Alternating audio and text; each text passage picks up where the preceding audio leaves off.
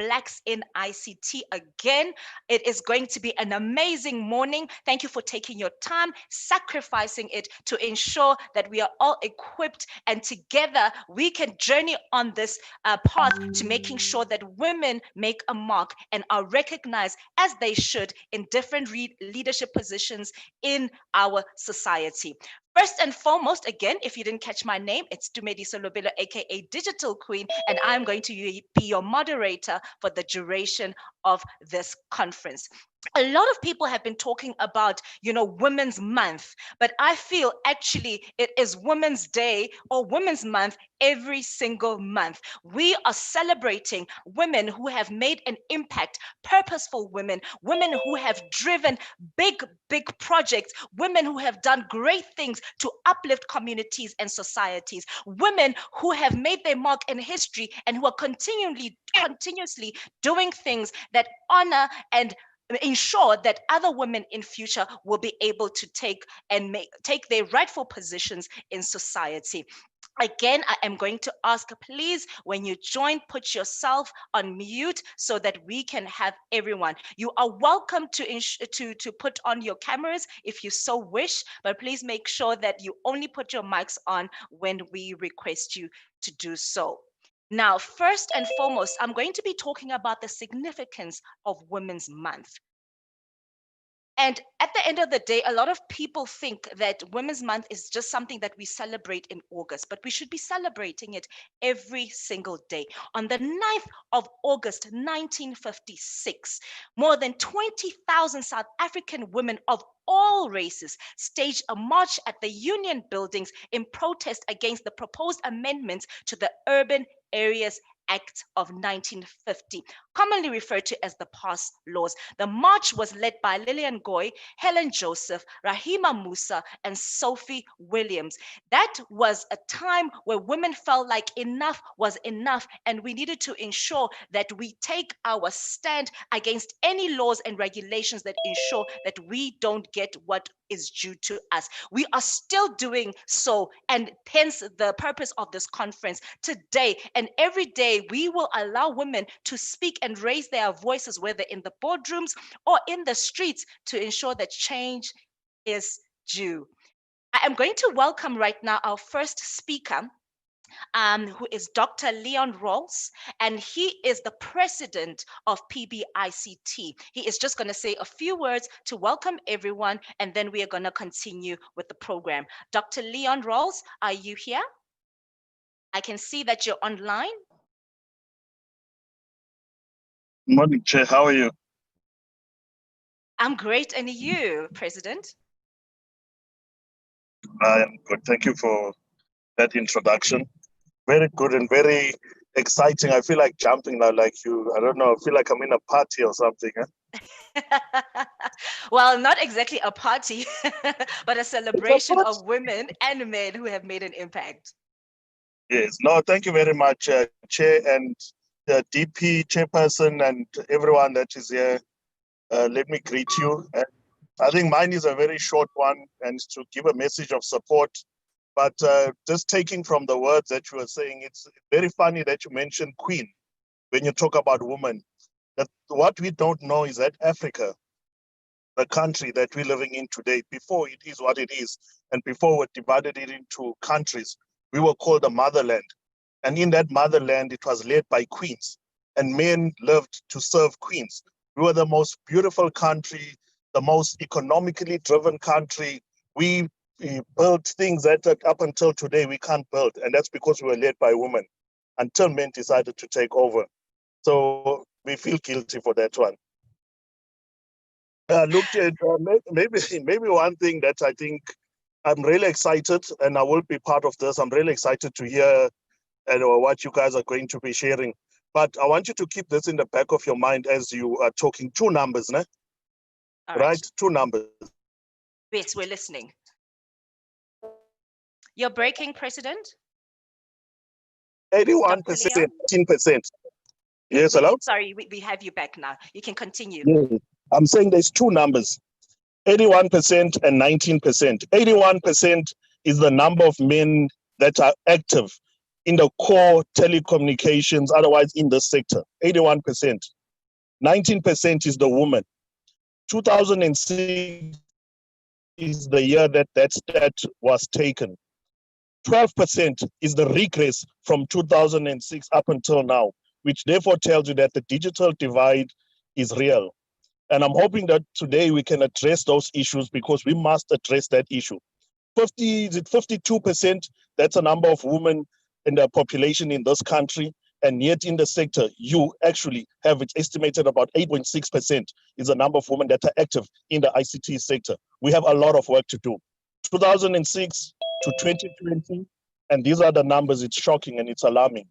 So let us be progressive. As PBICT, we guard jealously around two things. One is the agenda for hashtag access and ownership, and the second one is the one of equality. And one of those things is the gender equality, where we need to bridge that digital divide. So I'm looking forward to this, and I can't wait, DP and Chair, to read the resolutions that are coming out from here. And my job is to then make sure that as PBICT, we drive, as we always do, the agenda of making sure that implementation happens. Next year, I would like that everyone here to celebrate the achievements of the resolutions that we would have taken today. So it's time to work. We have a lot of work to do. There's a lot of our daughters, our sisters, our granddaughters that are still going to be born, nephews, our nieces, our future daughters-in-laws that must not suffer like we are suffering now. And one last number, $6 trillion is the revenue that is going to be generated in this digital economy. Now, you ask yourself a question, with the numbers that I've just mentioned now, do you think women still have a chance? We have a lot of work to do, and we have to do it in a short space of time. Once again, thank you very much for hosting this, and I'm definitely looking forward to it, and all the best of luck. Thank you. Thank you so much. That was Dr. Leon Rawls. He is the president of PBICT. As you can hear, he is very passionate about transformation in the industry and ensuring that women take over. Now, I'm not sure if you heard, right? He was saying that in Africa, women were actually leading. All right, women were leading men, and we're not going to go back, but we know there have been women generals, women soldiers, women heading up different industries. And I think we need to get back to that time. And it's actually a stat that the organizations that are led by women are more productive and they make more money. That's an interesting stat, right? It was actually done by the global organization that looks at women transformation. So we're going to be talking about that, talking about not just how women progress, but how men also progress and support transformation in our industry. The next speaker I'm very excited for, and today we've got a lot of exciting and very inspirational, global and local leaders that we are going to be talking to. But right now I'm going to introduce a woman who you already know probably right now, right? Miss Zine Nkungwana, and she is the National Deputy President of Progressive Blacks in ICT. She is also the chairperson of Marketing and Communications Committee of the African Tourism Board. Zine is also the Chief Executive Officer of Indaba Management Systems, which is 100% female-owned ICT accredited training service providers. Now, if that wasn't enough, listen to these accolades. She was awarded Woman of the Decade in 2019 by the All Ladies League, an Exceptional Woman of Excellence Award in 2018, Iconic Woman Creating a Better World for All Award in 2017, and a finalist of the Businesswoman of the Year in 2010. We are surrounded by greatness. So right now, I'd like to welcome Ms. Zine Nkungwana, who is the Deputy President for PBICT, to come and welcome and introduce the agenda for today.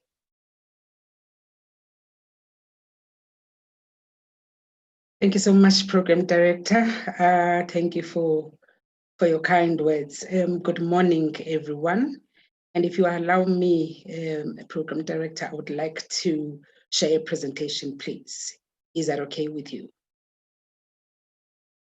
Yes, that's okay. If you can project right now. All right, thank you so much.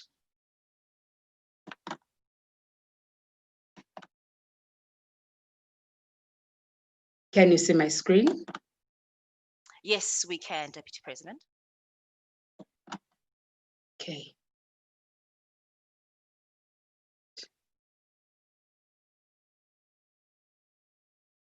Thank you so much. Good morning, ladies and gentlemen. Wow, what an exciting day that we are having today. For me, this is a dream come true that we have been talking about this day as the women in ICT within Pbict. And here we are now. Let me take this opportunity of greeting you, President of Pbict, the National Executive Committee, whom I'm hoping that they are here, members of Pbict, and a very special welcome to our chairperson of Pbict, Ms. Stephanie Lockman, and every single one who is here today. Thank you so much for gracing our shows with your presence. Every single person who is here today is very much welcome. The panelists, the guest speakers, the delegates, and everyone, a warm welcome from me that you have come to be here with us today. We are therefore gathered today to trailblaze a new initiative that us as Pbict women, we're calling it an Indaba. And we want this to continue from now going forward. What do we mean by our inaugural Indaba? It is an inclusive national building movement. It is led by us as the women, as the president had said just when he was doing his introduction, that we need to be taking. Remember, he gave us some numbers that we as women were actually very, very underrepresented in this sector. We had a vision earlier on this year that we actually wanted to trailblaze today's event like no other. We have been called in the previous years, as you know, we have been attending high teas with heels and heads. Not that those are not important, but we actually now decided today, as Pbict women, we actually want to do something very, very different. What do I mean by that? We actually felt that we needed to elevate the purpose and add the meaningful value of empowering women through technology and innovation, whilst we are addressing the contentious issue of gender-based violence, as well as disabilities. We actually would like to include children and the entire family as we do that. Differently abled people and children are very close to my heart, and therefore this Indaba includes them, and we certainly would like to take this going forward.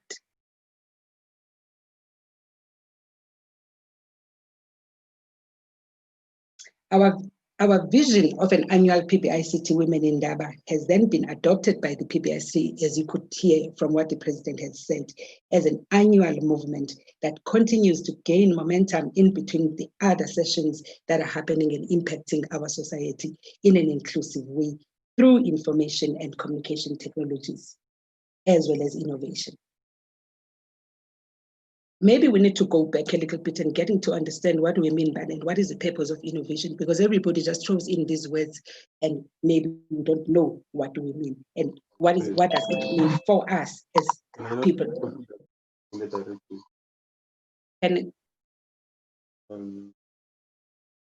people mute sorry, themselves, Deputy please? President.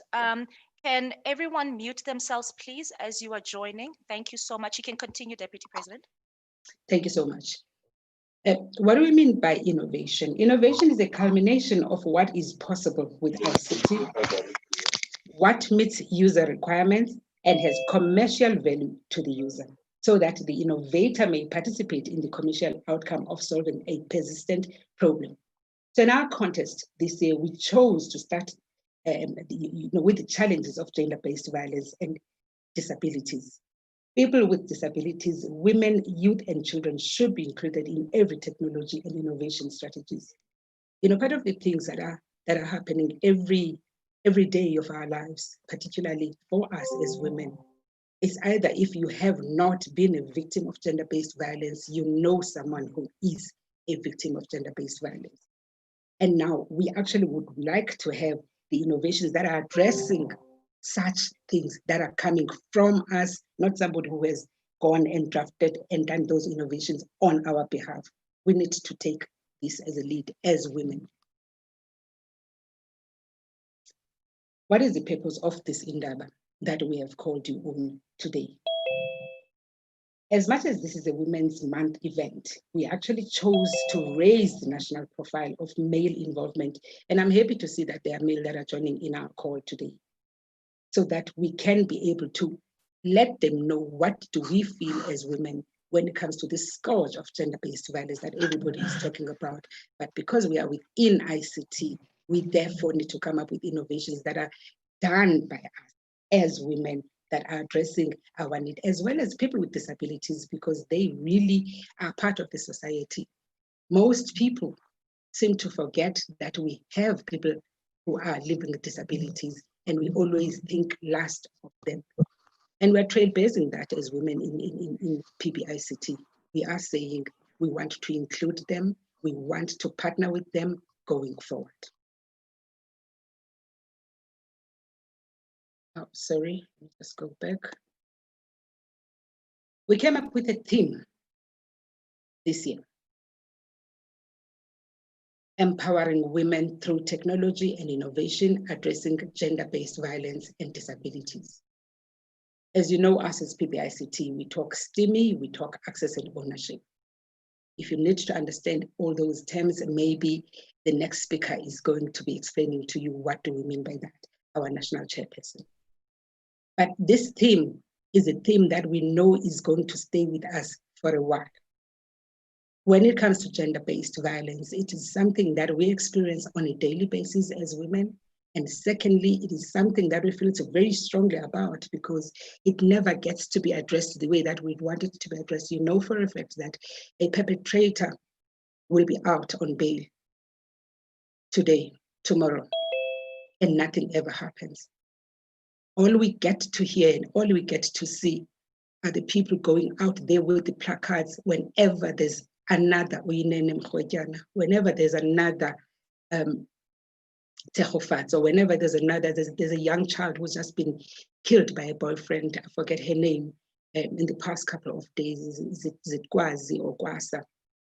And people always go out there and there's nothing after that. And we feel very strongly as women that nothing is really getting to be done when it comes to the gender-based violence. Hence, we thought as women in ICT, then we need to come up with our own innovations that are going to be helping our sisters, our mothers, our grandmothers who become the victim of this. So we feel very strongly about this one. And we need government to start doing something very concrete and stop doing the talk shows when it comes to gender-based violence. This is what we stand for as women in PBICT. Our grandmothers and mothers in 1956, they went there to Pretoria and they were protesting against the past laws. And this is our fight, the gender-based violence, and we're approaching it from the ICT point of view. What do we mean by this then? DP, my apologies. Yes. Your slides, can you just enable editing on the top right button, and then you click the wine glass at the bottom. The viewers are saying that your slides are a bit blurry, so just take it out of protected view and then you make it a slideshow. You can control it with the enter panel as we go along. Thank you. Okay. All right, thank you so much. So I must get out of this one and then give... No, you can just click the enable editing on the top right, and then it already becomes much better. And then to make it a slideshow, there's an icon bottom right. It looks like a wine glass. You can click that, and then it will make it a slideshow presentation. You'll just have to control it via the enter button as you speak. Okay. Is it better now? No, we're still seeing all the slides. But if it's not a problem, you can continue. Okay. Just of time. All right. In the interest of time, I'm sorry about that. Let me just continue then.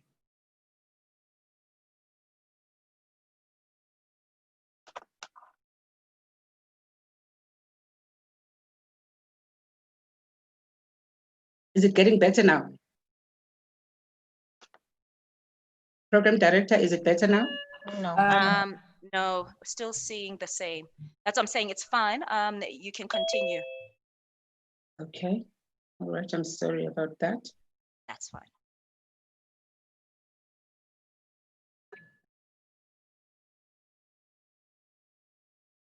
Okay. Just give me 2 seconds and someone who's assisting me now so that because I would want to see this, I would want to see, to get people to see these The slides. slides, All right. please. So I will someone is give you. assisting me. Just give All right. me 2 seconds. No problem, Deputy President. I would like to, in the interim, as the Deputy President has gone on commercial break, for me to welcome everyone else who has just joined us in the inaugural Pbict Women in Indaba. Thank you so much for taking your time out of your calendars and diaries and spending this moment with us and this morning with us to talk about issues of transformation, but specifically gender-based violence and disability in our industry, ensuring that every single woman is heard, but ensuring that all people in this industry, in the ICT industry, are able to do what they need to do, are able to use their skills, their talents in the way that they need to without any form of discrimination. So welcome to everyone who has just joined us. We welcome you. My name is Dumedi Solobelo, aka Digital Queen, and I am your moderator for the conference for the morning. And I'd also just like to remind everyone who joins, please put your mics on mute. There are a couple of people who just joined. Please put your mics on mute. Ms. Govender, if I'm not mistaken, can you please put yourself on mute right now? Thank you so much.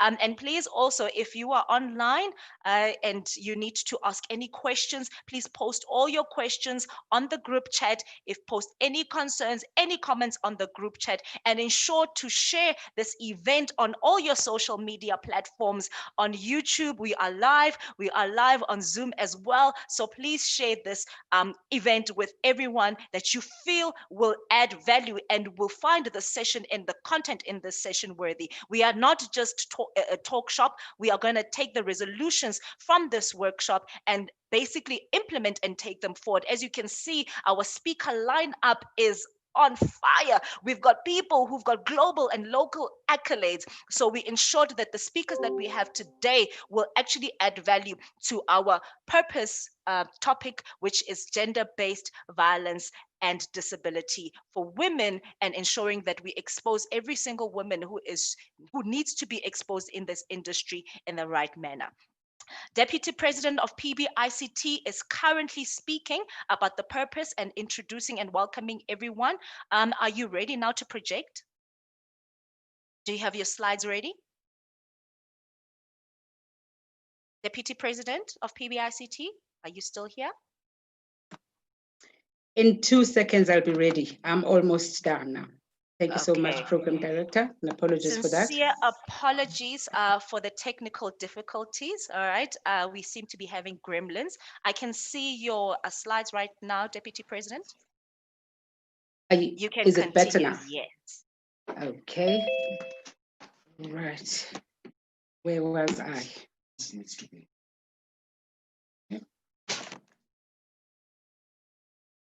Thank you so much, Program Director. Can I continue Yes, from where I was? Right. Today, then, part of the things that we say would want to project the innovations addressing disabilities. As I was saying before, I was asked to get my screens much better than I was projecting before. I mentioned that our theme really is looking at people who are living with disabilities as well as addressing gender-based violence.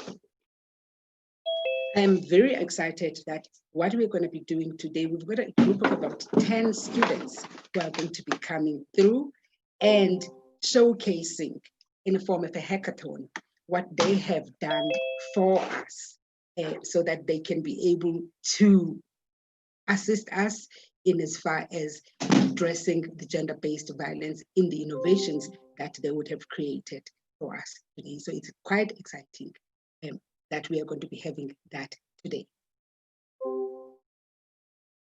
Is it?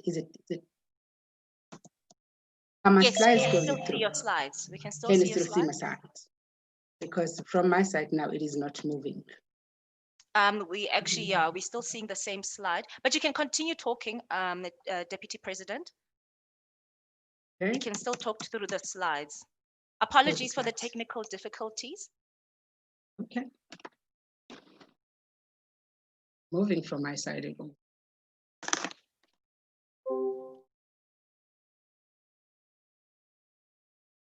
It is fine, Deputy President. Don't worry about the slides. We are actually just listening to your powerful content. So you can continue just talking through the slides. That's fine. We seem to have lost you on video as well. All right. I'm going to fix it right now, Program Director, because I would have wanted people to see the slides as I'm presenting them. And I apologize that we are having this difficulty today. Look, this is our first one, so we promise to do better in the next ones. No So problem. I will continue whilst we're still looking at, trying to fix our slides. Yes, we can see your slides Program now. Director. Okay, there you go. There you go. Thank you so much. Thank you so much. Chairperson of Pbict, yes?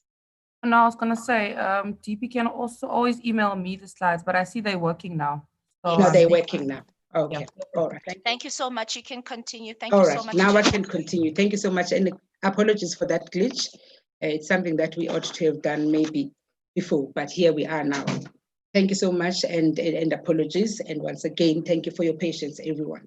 What I wanted to talk about, what I wanted to say in terms of addressing the GBV with the innovations. Today we have you please, and would like everyone to stay on board because we have an exciting lineup of the people who are going to be talking around this. Part of the things that are making us very excited is the fact that one of our speakers, she actually comes from the background of having lived with gender-based violence. And we decided to actually go that route, that we bring in people. We don't talk about things that we don't know. We want to bring somebody who has lived through that and has made life out of life for herself, even though she was looked down by the community. So the purpose of this event then is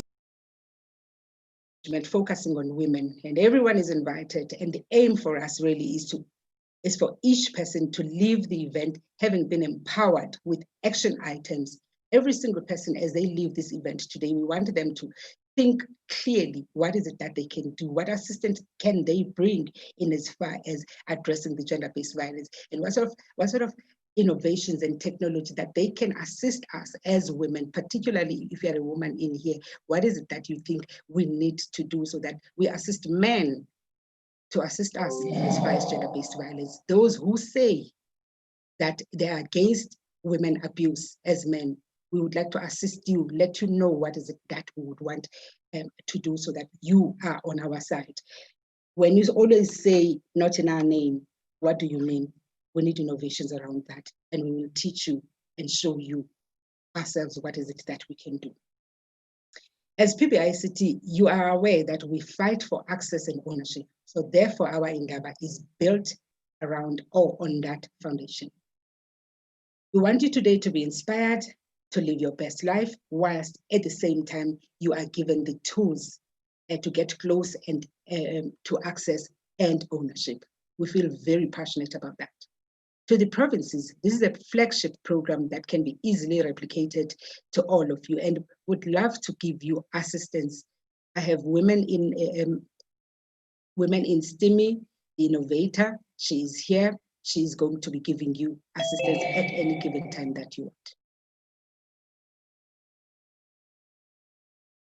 This is what I was talking about. Those girls in Tech Hackathon. I'm not going to say much when it comes to that because the kids are going to be doing this themselves. One of the things that you need to understand about us as Pbict is that we walk the talk, we deliver. We don't want to be doing and talking and like what everybody else is doing out there. We want to deliver. We want tangible results. Hence, today you're going to be watching our 10 students giving you innovations in that hackathon. And we want this to impact our society going forward. As we were saying, right now we are living during the pandemic of COVID-19. Everybody, everything has stood still simply because of COVID-19. What can we do as people within ICT to address this? What assistance does government give us as SMMEs in ICT? Because we know we can come up with solutions around COVID-19. But we're not given that opportunity. We are Black people in ICT. We are Black women in ICT with innovations, but there's nothing that gets to be given to us. And we'd like to make that noise. We'd like to, anybody who's listening to us right now coming from government, to understand that we're going to be continuing an Indaba like this, whilst we're not leaving people living with disabilities, as well as also looking into the gender-based violence.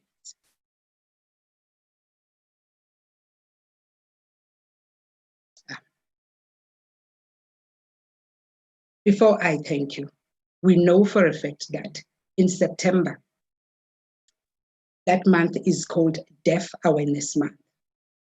We'd like to pledge our support as well as us being there for the people living with disabilities, that us as PBICT women, we are going to be observing this month. And at the same time, we would want to partner with any organization that deals with people with disabilities, particularly the deaf, since it is going to be the Deaf Awareness Month in September. And we're going to be coming up with innovations that are addressing that. So this is not the first one. It's an inaugural event right now, but we're going to be replicating these events going forward to all the provinces. We are coming now from the national office, but we're going to be doing this going forward. So therefore, as I close off, I'd like to welcome everyone. I'd like to thank everyone for coming. Please stay put, get to see what is going to be happening out there with us with this event today. And again, I'd like to appeal to whoever is listening to us coming from government, that people from PBICT, we know what is it that we want. We have membership right through all the 9 provinces, over 3,000 to 4,000 people that are registered and are our members, and we represent those SMMEs.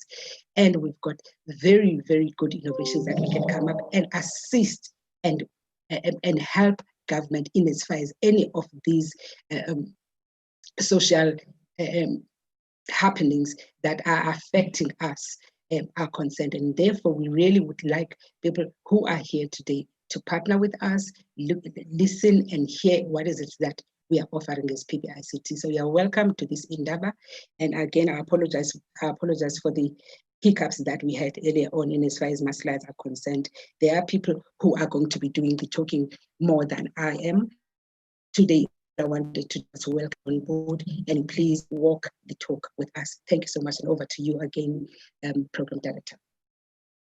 Thank you so much for that inspirational introduction and welcome. That was the Deputy President of PBICT, Ms. Zine Nkunkwana. Thank you so much. I feel like I'm now inspired and empowered and understand exactly what we are here for. We still have a powerful and amazing lineup of speakers coming, but we now understand that we have a responsibility in the ICT sector to ensure that the current trend of gender-based violence and disability against women needs to stop. We need to ensure that we do what we can to transform in this area and ensure that we are innovative in bringing up solutions that will curb this phenomenon. And without further ado, I'm going to bring on another amazing, powerful speaker. Her name is Miss Stephanie Lockman. She's an entrepreneur and attorney by profession and director of her own law firm in the Free State and Gauteng. Her areas of speciality are corporate law, government, parastatal advisory, debt collection, litigation, and conveyancing. She is the national chairperson of Progressive Blacks in ICT again, and she is an activist for transformation. Some of the other roles that she holds is a counselor and company secretary at the BBEE ICT Council. She's a board member at the Free State Gambling and Liquor Board, board member at the Ledra Liputsa Development Agency Board, Subcommittee Council member at the Legal Practice Council, and the member of the ICT Digital National Economy Committee. Now, if after that you don't see that we've got powerhouses right now, then I don't know what you're looking for. We ensure that we bring you people and women who will make a difference and who will empower you with information and content that will help you drive what you need to drive in this sector. I'm going to welcome right now Miss Stephanie Lockman. Thank you very much, Program Director. Good morning to all the guests, the PBICT National Executive Committee members, our members, and all the guests at large. I'm going to run you quickly through the vision of the PBICT, what we are about, and what our mantra is in the industry. And I'm going to start by saying that the Progressive Blacks in Information, Communication, and Technology, known as PBICT, are a group of people from various sectors, and we advocate for access and ownership throughout the ICT sector. We also advocate that Black SMMEs, Africans in general, Blacks in particular, receive access into mainstream ICT economy. I have put up the website on the screen. The website's handle is www.pbict.org.za. And if you click on the Join Now link, you are taken to a screen that allows you to sign up for membership. We are about 3,000 members in the industry, and anyone is welcome to join us who have an interest in our vision. Our main vision is to see that the ICT sector becomes fully transformed, ensuring full access and ownership to Black people in general and Africans in particular, women, persons with disability, and all marginalized groups. Our mission will be achieved by aligning ourselves to the revolution of South Africa and working with all those who share the common purpose. Our purpose is to ensure that we see the ICT sector fully transformed in all areas, and we advance this agenda to ensure that the country will become producers of technology more than consumers. Our aims and objectives is to unite all South Africans to the sector who subscribe to radical economic transformation, to create an enabling environment which gives Black people a minimum of 70% in mainstream economic opportunities in the sector, to lead the agenda of eradicating the digital divide, bringing about equality and universal access for all South Africans, to support and advise stakeholders on the policies and direction of the sector, to coordinate the development of technologies and innovation in South Africa, to build relations with public and private stakeholders who share the common interest and vision of PBICT, to support and advance the international agenda of protecting the environment and promoting green technology in South Africa, to support and advance the development of youth and women in the sector, and to open doors for opportunities for Black SMMEs, and also to challenge any system that promotes or allows monopolization of the sector by the few. Some of you who are here and who know the attitude of PBICT is that we go and we fight for our members and marginalized groups holistically to come in and participate. Our recent activities are we sit on the 4-hour presidential opportunities for Black SMMEs, and we there align system that promotes committees to our vision and our agenda. I think it's quite critical today that the PBICT leads this voice and leads this agenda in South Africa, because currently we are the only and the biggest lobby group in South Africa. We are elected and we are governed by the laws of South Africa, but also our NGC was chaired over by the IEC in 2017, as well as this year when we went to our second National General Conference. We are therefore, in my opinion, I would say that we are the biggest lobby group that advocates for this agenda. And I would urge people to please, if you don't have membership, join membership in any province you are in so that we can continue. It's difficult fighting on your own outside the system. But if you join us and you form part of our provincial structures and you form part of our provincial membership, we are able to make sure that we can take the voice of the voiceless and fight this agenda so that we can see all our SMMEs, as low and as new as they are, that they can make livelihoods off the ICT sector. Currently, what we are seeing is the sector is extremely monopolized. We have a few of 5 big telecommunications companies that are making billions of rand off this industry. I also go back to the Bill of Rights, which says that to make sure that people shall share the wealth of this country. We therefore call on things like the land expropriation without compensation amendment must be made so that people can get access to land. Because if you have access to land, you have access to spectrum, and you can then work on deploying your network and owning ICT infrastructure. So that is how we want to lead innovation and ICT in the space, by saying that our people are ready. We are educated, we are ready to learn, we want to work, and we are here. And we are tired of being left out. It's time that we stand up and we take a stand against the monopolization. We take a stand against anti-revolutionary tendencies which are still existing currently.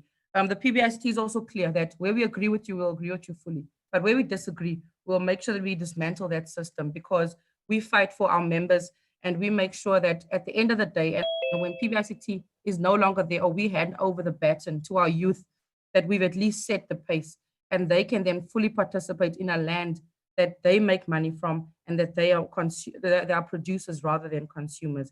And in a nutshell, comrades, that is the vision and where we want to go as PBICT for the next 25 years. Thank you very much, Program Director. Thank you so much. That was the chairman, the national chairman of PBICT, Ms. Stephanie Lockman, telling us about the vision of PBICT, where it's going, and the fact that they have over 3,000 stakeholders and constituents, businesses that they support and give opportunities to in South Africa and beyond, to ensure that they are economically active and they participate in this economy, and ensure that whatever that they do and whatever innovation that is in place that they come up with is recognized in different sectors. Thank you so much, Ms. Stephanie Lockman. I am going to go on to our first speaker.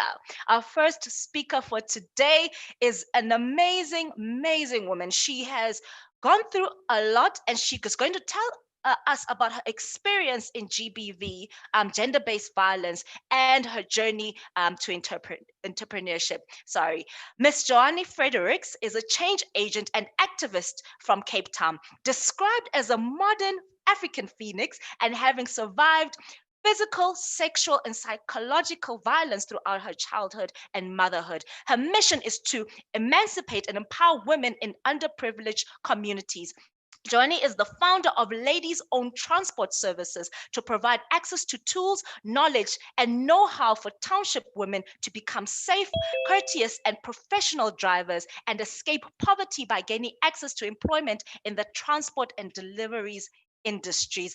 Please welcome our first inspirational speaker, entrepreneur, and leader, Miss Joanie Fredericks. Wow. It sounds like somebody else you were introducing. Good morning, everybody. And I feel at home. Zine, Lukwanda, when I listened to you, I was trying to catch you out, trying to listen to that moment of realization that this is just another talk show. And you, woman, you made me believe in humanity again. When you announced that with you today, you brought 10 young people. This is not a talk show. Thank you. I am very, very critical and cynical, but I'm also a humanitarian. And I want to start off by asking women, leaders, who are you a mentor to? As you got out of your house today, did you get in your car and drove right past that woman sitting outside, standing on the corner? Or did you at least pause to acknowledge her? I grew up in the rural areas and I did not have a mentor. Everything I am, everything I have is through sheer will and hard work and the power of reading. A place called Grabouw was my home. This is where I grew up. Deeply, deeply rural and deeply, deeply abusive to women in general. A place where it was the order of the day for men to work extremely hard with their wives during the week. And on weekends, a place where it was accepted and normal for women to be abused by the same partners who worked alongside them during the week. Also, I was deeply, rudely introduced to the vulgar of gender-based violence when I caught my father raping my mother. This is a sight that nobody should ever see. And that shaped my journey into who I am today and what I chose to be to other women and men. And it also brought the realization that although I was surrounded by 6 brothers who all saw what I saw, who all experienced what I experienced, but chose not to see it, who today even say to me, but these things never happen. It all made it very clear in those early days that if I was going to be a change in anybody's life, I was going to have to take that reality and do something about it for other women. Because it's so easy to talk about violence and abuse. And in the end, you become a victim too, when you don't find creative solutions to deal with these issues. My mother was abused for so many years. And you know, this is so conflicting to me because she was also a shop steward in the workplace, a strong leader, somebody that people looked up to. And so I couldn't understand how could this leader allow herself to be abused in such a way. I didn't understand the power of gender roles at that time and expectations of society or patriarchy. But that very woman, a victim in my eyes on weekends, has also shaped my thinking in how it is possible to escape from gender-based violence. When she and her neighbor, Auntie Flo, I will never forget that day, had a meeting about their abusive husbands and decided on a Friday that they would turn the tables around. And that Friday night, I have never seen men cower under tables behind closed doors like that day. So that day, those 2 women proved that it was possible to turn the table around on abusive men, just by standing up and saying, no more for us. But Auntie Flo, my mother's friend, was quite big. And so she looked very, very formidable, where my mother was slender. And I guess the 2 of them made a very, very good couple. So obviously the abuse continues for years after that. But that moment was defining more than any other moment in my life in what is possible for women when they choose to.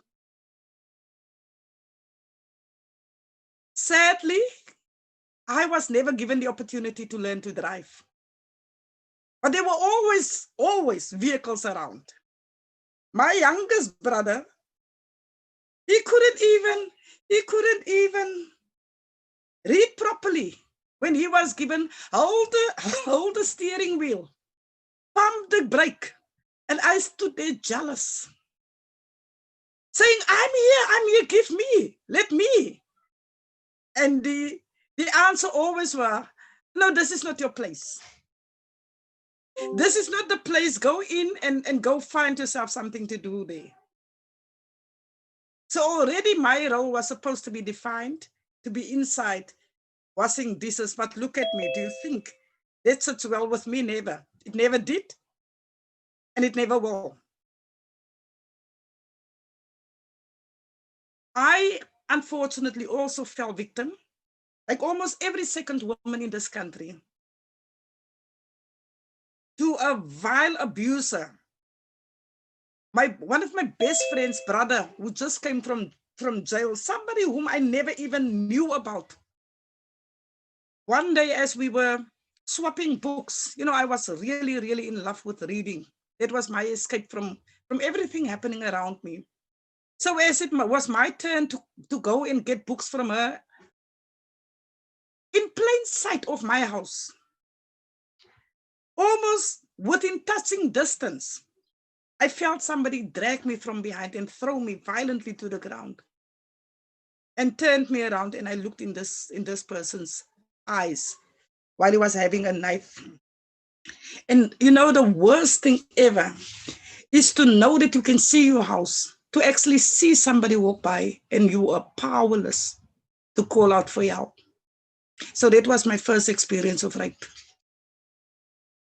And the worst part about that rape is that not the actual physical act of being violated, but the fact that when I told my parents, my father didn't believe me. So that was the first one, and then there were two more. So as you can hear, this is not a pity party. This is facts. I had my work cut out for myself, and I had to define a way for myself in which to survive. And as I said, books did it for me. I could take myself out of this world. I could sit in a full company with loud voices and music, and I could read and I could just disappear. And that was my saving grace, I think.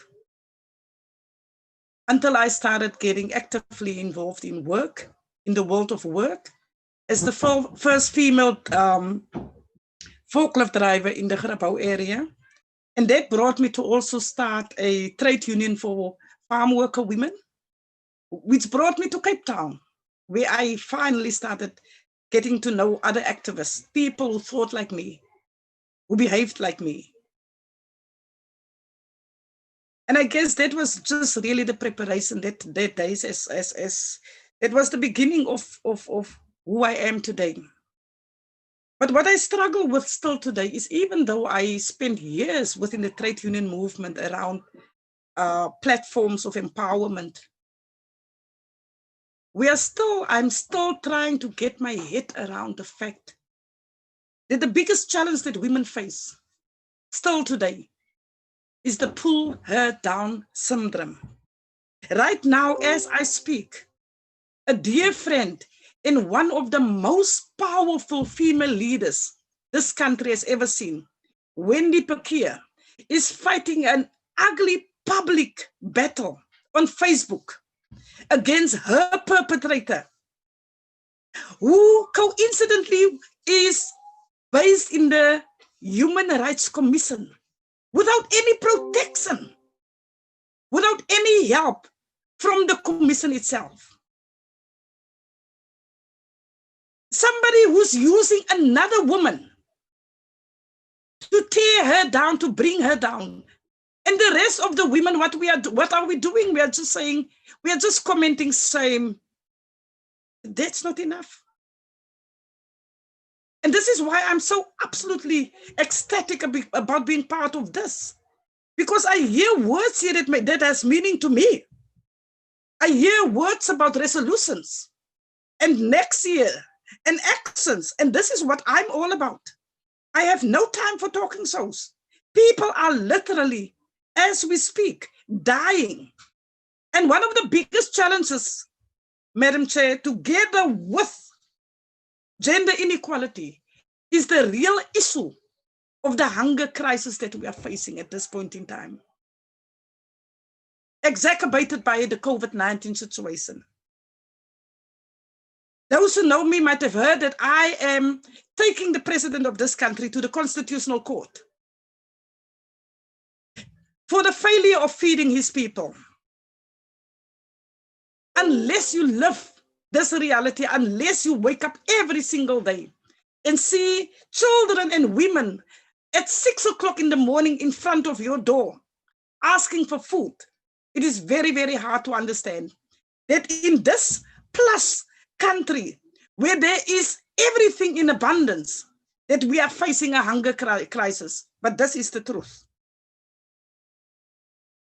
So my journey has many, many different avenues. It's impossible. Women, hear me today. It is impossible to only have one route to your destination. Because if we choose to only follow the highway, we are going to lose sight of the many, many, many women who need us along the way. You have made it. And it is your duty and your responsibility as you can continue moving forward to take somebody by the hand. And I'm asking you again, who do you have by your hand as you continue growing as a strong woman? After years of doing gender-based violence with a particular emphasis on sexual violence, trying to make a change, doing work around sexual harassment around the country, giving advice about how to leave abusive relations, just to hear a week after the journey, I'm sorry, I'm back home. And we all know the question that keeps coming up in an issue of abuse of domestic violence situations. Why don't you leave? That issue, that question had me turning around in my sleep for many, many years until one day in 2017, it hit me that unless we made it possible for people to literally walk out into a new life of empowerment, we will speak until we collapse. Because we can use the most beautiful, powerful words in the world. But that woman has to go back home because there's nowhere else to go. She has to go and face isolation because we all know that abusers are masters in isolating these victims. And so it was clear to me that first and foremost, I needed to draw those women out from behind those closed doors and high walls. And I did that by starting to offer learning classes. And there, in my learning classes, in my driver learner classes, I had the women. And we used that space. And I swear, if the abusers knew what was really happening there, they would not even allow the women to attend my learner classes. Because yes, we had the books and the talks and the science and all of those things, but the real issue was discussions about gender-based violence and what to do about it. And from there, obviously, the moment a woman realized that she is actually strong enough to pass a learner license, her whole outlook on life changed. Because you see, most of the women that come to me has this understanding that they are too stupid. They are too stupid to even pass their learner license. And it takes me to make them understand, but no, you're really not, you're not stupid. And this is why it's very, very crucial for me to make sure that the women that come to me for learner classes, first and foremost, that they pass with 100%. And then that person who was so unsure of herself when she first came to the classes, has now turned, and you can even see in the way they are now walking around, full of themselves. Like, look at me now. Now they immediately pronounce their intention to now come for driving lessons.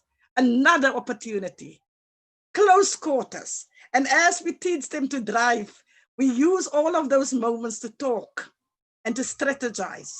And the day that that woman comes out with a license in her hand, she not only have a legal way of being on the road, but she already has a plans to drive right into her new job, into a promotion, into starting her own business.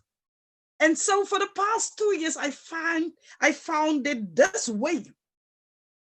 way is working for so many women, because unfortunately, even in this day where we want to claim that all women are equal, I'm still sitting in the back of my mind realizing that our white sisters still had it better than us. Because in the past, we colored and Black women, we couldn't have access to driving, whereas our white sisters, poor if they were, but they all had the opportunity to learn to drive. And remember, in the old days, if a Black woman wanted to be, say for example, a secretary or an administrator in a white boss's office, the white boss would more than likely say, no, I wouldn't want a Black woman secretary. I would want a white woman. So yes, they faced similar issues to us, but they had access to a car.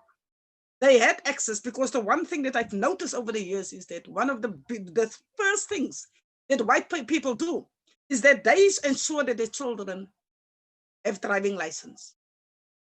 So we've got some catch up to do, ladies. We've got some catch up to do, and I want to use this opportunity actually to remind you that you can never be fully empowered unless you have that license in your hand. I remember the first time that not the first time, because you only have to pass once actually, sorry. I remember the day that I passed, I had my license in my hand and I had no money for a car. I had no car. I had no idea if ever I was going to have a car. But what was absolutely mind-blowing was that I have license. I can choose to drive whenever I want. And that feeling is what drives me to ensure that I push for women to be able to have a license, because you see, it is not the access to a car or the ownership of a car that brings that powerful knowledge of I am equal, but the fact that this woman actually has a license. I see my 2 minutes. So I want to leave you ladies with this actually. First and foremost, I hope you all have license. I'm going to research, and if you don't have, I'm going to deal with you, because you cannot be a leader if you don't have license. And secondly, I want to challenge you to try and sponsor our sisters, our daughters, and even our mamas and grandmothers. Do you know how many grandmothers come to me? And they say, when they first come, they say, Johnny, am I not too old? Do you think I will make it? And you must understand that this is a deeply, deeply emotional journey for me. Because you see, my mother died without ever having had a learner license or license. And so it is deeply, deeply emotional and touching for me when I can help somebody's mother or her grandmother to obtain her license. So now I wanna, whatever is available here, I wanna be part of it because I feel at home. And before I'm getting kicked out of the program, I know my time is up. I wanna say thank you. Thank you very much for giving me this important platform.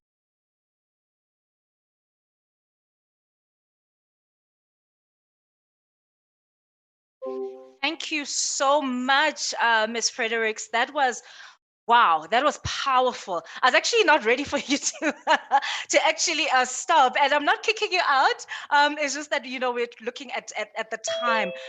When you talk about experience, when you talk about what you've gone through, and your passion, to help other people, it inspires me as well. When you said, when you woke up and you drove, who did you help? Which woman do you help? It also inspired me to actually look outside of myself and see in my circle, who is it that I can actually reach out to? We have so many women around us, so many men around us that are going through this, and we need to acknowledge it and lend out a helping hand. Thank you so much for sharing your experience, for being vulnerable. Thank you so much for extending yourself and your heart to us. And I know that it's helped many people in this platform, and they will share your story. And you being bold enough to challenge the president, I want to be your friend. I want to be your friend, because we need women who are bold enough to step up.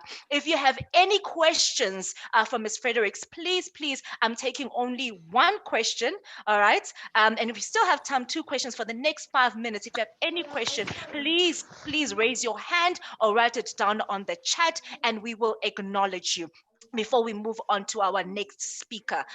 So I'm not seeing any hands that are raised, or any people that want to ask a question. I will give them a couple of more seconds, but I just wanted to find out from you, when you see so many women go through this, and I'm just going to talk about, a couple of statistics, right? The first one that shocked me was, a couple of years ago, Interpol said we were the rape capital of the world. I'm looking at stats from the World Population Review, and out of the top 10 countries with the highest rate of rape, this is compared to population and the number of citizens. We've got South Africa as number 1, Botswana and Lesotho and Swaziland are following. With those kind of stats, what what do you think is driving that, behavior in our society? Before you answer, Ms. Fredericks, can I please ask that everyone put themselves on mute, please, If so this that is we gonna can be me, hear it's still properly? logging in. I would Ms. Fredericks, can you please answer that? What do you think is driving that behavior of us as South Africans being the #1 society of rape in the world? It is simple. We, women, we are responsible for this. With our gender roles and how we tell girls that you need to wash the dishes. And boys, it's okay for you to go sit in front of the TV and wait for your sister to bring you tea. It's us. It's as simple as that. Sure. So do you think it's how we are raising the boys and girls in our society that's leading to this? Absolutely. Absolutely. Patriarchy still plays a big, big role. And unfortunately, it is women, mothers, grandmothers, sisters, daughters, that keep on keeping that alive. Because we are the ones, we women are the ones to say, it is not a man's job. That's called our girl children into certain duties, which make it okay for the boy child to lay in bed whole day if he chooses to. And for that poor girl child to, on top of her schoolwork, also do every other chore in the house that could have been shared equally by the boy and the girl.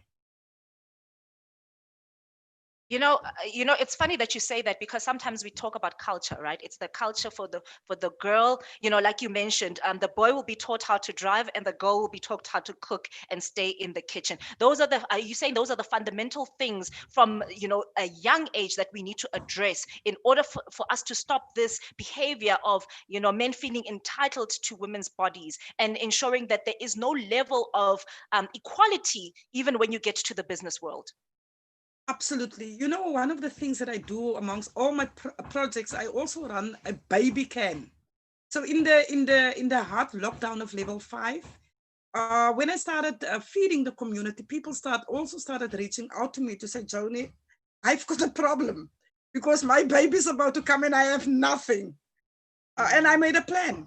And already 5 months ago, I started noticing that when it comes to, we give the whole hamper, the whole thing, everything, the baby bath, everything to prepare for that baby to come into a world of dignity.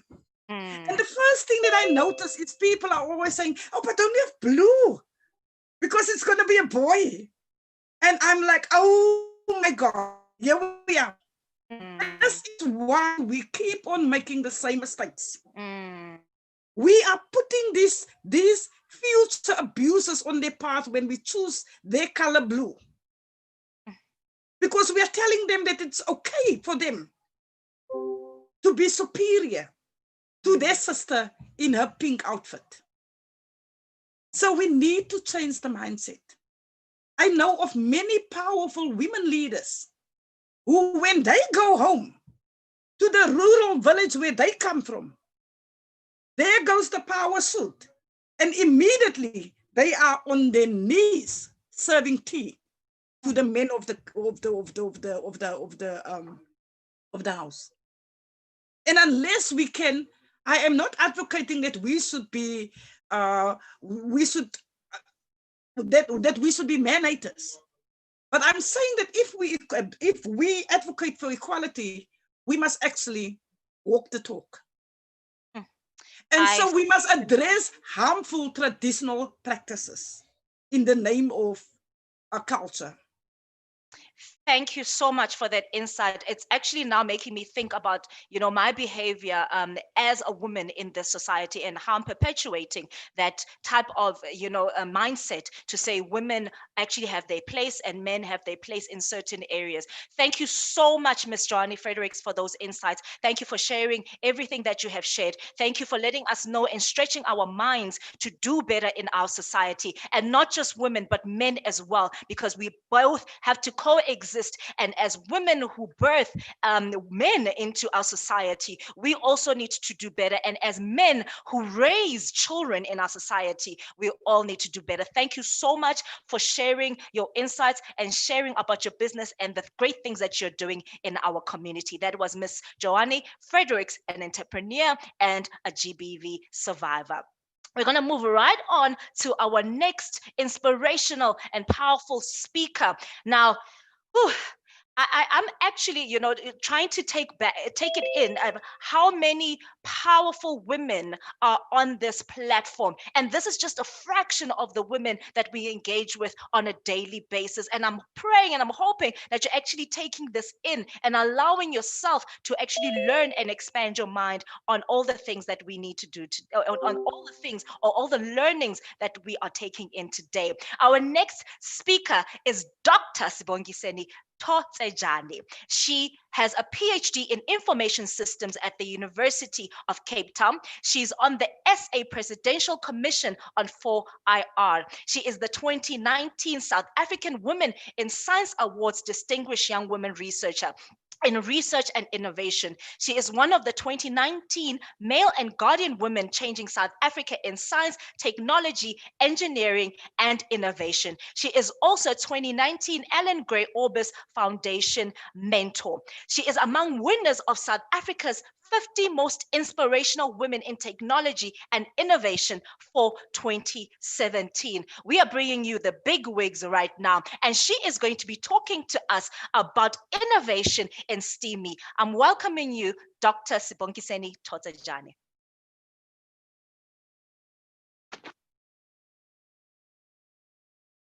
Doctor?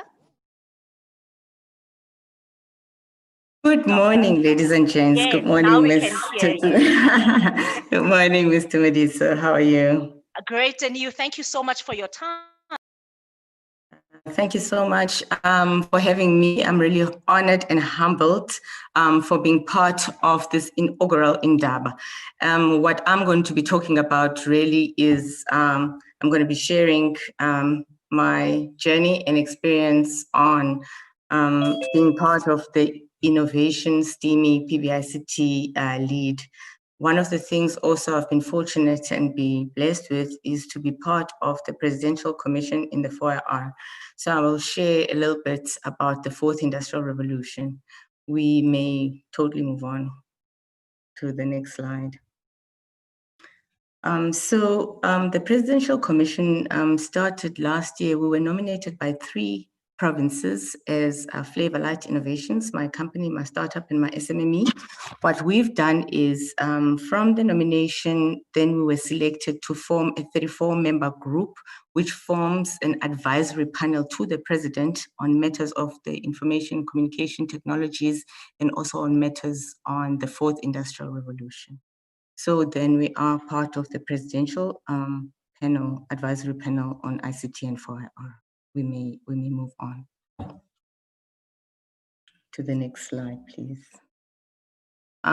So what really drives the fourth industrial revolution is the National Development Plan of 2030. So the issues of inequality, poverty, and youth and environment really are the drivers of socio-economic drivers for IR. Also, in fact, we have the Sustainable Development Goals, the 17 of them formulated by the United Nations. Those are the things that are happening around the world that are driving this fourth industrial revolution conversation. We also have the Agenda 2063, the Africa we want to see, that is also at our disposal. What do we do with these challenges of ICT infrastructure continentally? With ICT, we know that the things that drive us in South Africa, according to the Department of Planning and Services, is that Batupili, people first principle in every ICT strategy becomes key. That's how we actually know that within ICT, we need to start developing and creating human-centered solutions. And our human challenges in South Africa is poverty, inequality, and unemployment. We can go to the next slide, please. So what really happens then in 4IR, we need to understand the key technologies that form the fourth industrial revolution. The most important critical thing is big data analytics. As we've heard and we've read and we've been hearing the buzz that data is the new gold. Now, if you look at the first 5 countries that are the most commercial countries in the world, you look at Facebook, you look at Apple and Amazon, you look at Netflix, you look at Google, those companies called the FANG, they are actually taking our data and they are processing it and analyzing it and selling it back to us as commercial services. The more you're starting to understand that data is an asset, and also how to value and understand even your personal data. So if you go to a hotel or you go to an eatery or restaurant, to McDonald's, to KFC, to all these places, and they say, oh, you're gonna get free Wi-Fi, but give us all your information, give us your ID number, give us your birthday, give us your name and surname. That data is actually being used and being saved in repositories where people are starting to commercialize your data. So we need to be conscious and be aware of the value of our personal data, our organizational data, data as a whole. I mean, when we're on social media platforms, just the consciousness of knowing what to share and what not to share, because that data, again, can be used for marketers. Those databases are being sold from company to company, from country to country, governments to governments. So we need to understand the importance of how does this 4IR impact me and you today, and how can we raise our level of consciousness and also protect ourselves, because there are cyber threats. People are going to say, oh, congratulations, your tax return has been filled in now. Please SMS this number or send an email to this place so that I can make sure that you get paid back. So how do we make sure that we're not part of phishing or scams or cybersecurity threats that on a daily basis, malware, people are being hacked? Cybersecurity then is an area that we need to raise our consciousness in and awareness in how we deal with our own data. There's things of cloud computing, the storage of data, virtual reality, robotics, and also Internet of Things, which is the connectedness of our devices. We're moving around with laptops and phones, and we have smart houses or smart homes. Your blinds in your home, you just press a remote control. The connectedness of those devices become Internet of Things. May we please move on to the next slide? There's also criticisms that are talked about when it comes to 4IR. There's issues to say, is 4IR really adding value to our lives? Aren't people going to lose jobs if we start automating everything? Aren't robots going to start taking over? So we need to be contextual. For South Africa, we maybe need to use cobotics, where robots and humans are working together. We find the context, for example, in mines, where it's not safe to go underground and there may be danger, people may lose lives. Then you can start using 4IR to save lives, instead of using miners to be at risk for their lives to be saved. So again, there's an opportunity then to use 4IR for a purpose, but we can't just automate everything. I mean, we need to work together with humans, but who codes these artificial intelligence algorithms? It's humans. So everything that comes to 4IR needs to be human-centered. We may move on to the next slide. So when we start now thinking about 4IR, we need to see that how can we be inclusive? In this 4IR era, which is a time and space, we need to have assistive technology devices to help differently abled students, people, so that people can just benefit from 4IR. We may move to the next slide. So there's an opportunity to then say, if our strategy is human-centered, how do we then at Pbict incorporate 4IR in what we do? So the innovation programs at Pbict, STEAMY movement speaks to science, technology, engineering, arts, mathematics, innovation, and entrepreneurship. We have a school by day and varsity by night innovation program. We can move. Also, we have a local is moja movement where we're trying to contextualize all these apps and all these solutions in a manner in which South African can relate to. So local is moja is a Pbict movement of what we're trying to contextualize our South African innovation. We may move to the next slide. And the next slide. Local is Moja, and also community-based networks, which speaks to the area of internet for all, where we're trying to then go to every single nook and cranny of the country. I want to then congratulate also the youngins in STEMI who started in KZN to do a community-based network. As women of Pbict, we don't just talk, we are implementing and we're living our innovations, and we are experiencing them. I would like to thank the Deputy President also for having this vision of an Indaba, because it's going to be an ongoing, continuous journey of sharing and implementing and supporting the youngins in hackathons and in commercializing the intellectual property. Thank you to the Chair, and thank you to you, Tumediso, as well. Thank you so much, Dr. Sibongiseni. And I mean, you are a very inspirational woman. Thank you for uplifting us and inspiring us, especially on the SA Commission. And, we actually saved you. We were going to ask you some questions, but it's fine. We thank you for your service, and we thank you for giving us insights about what's happening, especially around innovation in ICT and how we can play a role as citizens in there. Thank you so much, Doctor. Thank you very much. You may type your questions on the chat. I will have a look at them. Thank you very much. Thank you. So thank you so much to everyone on this platform, our audience members. You have literally, kept us on our toes.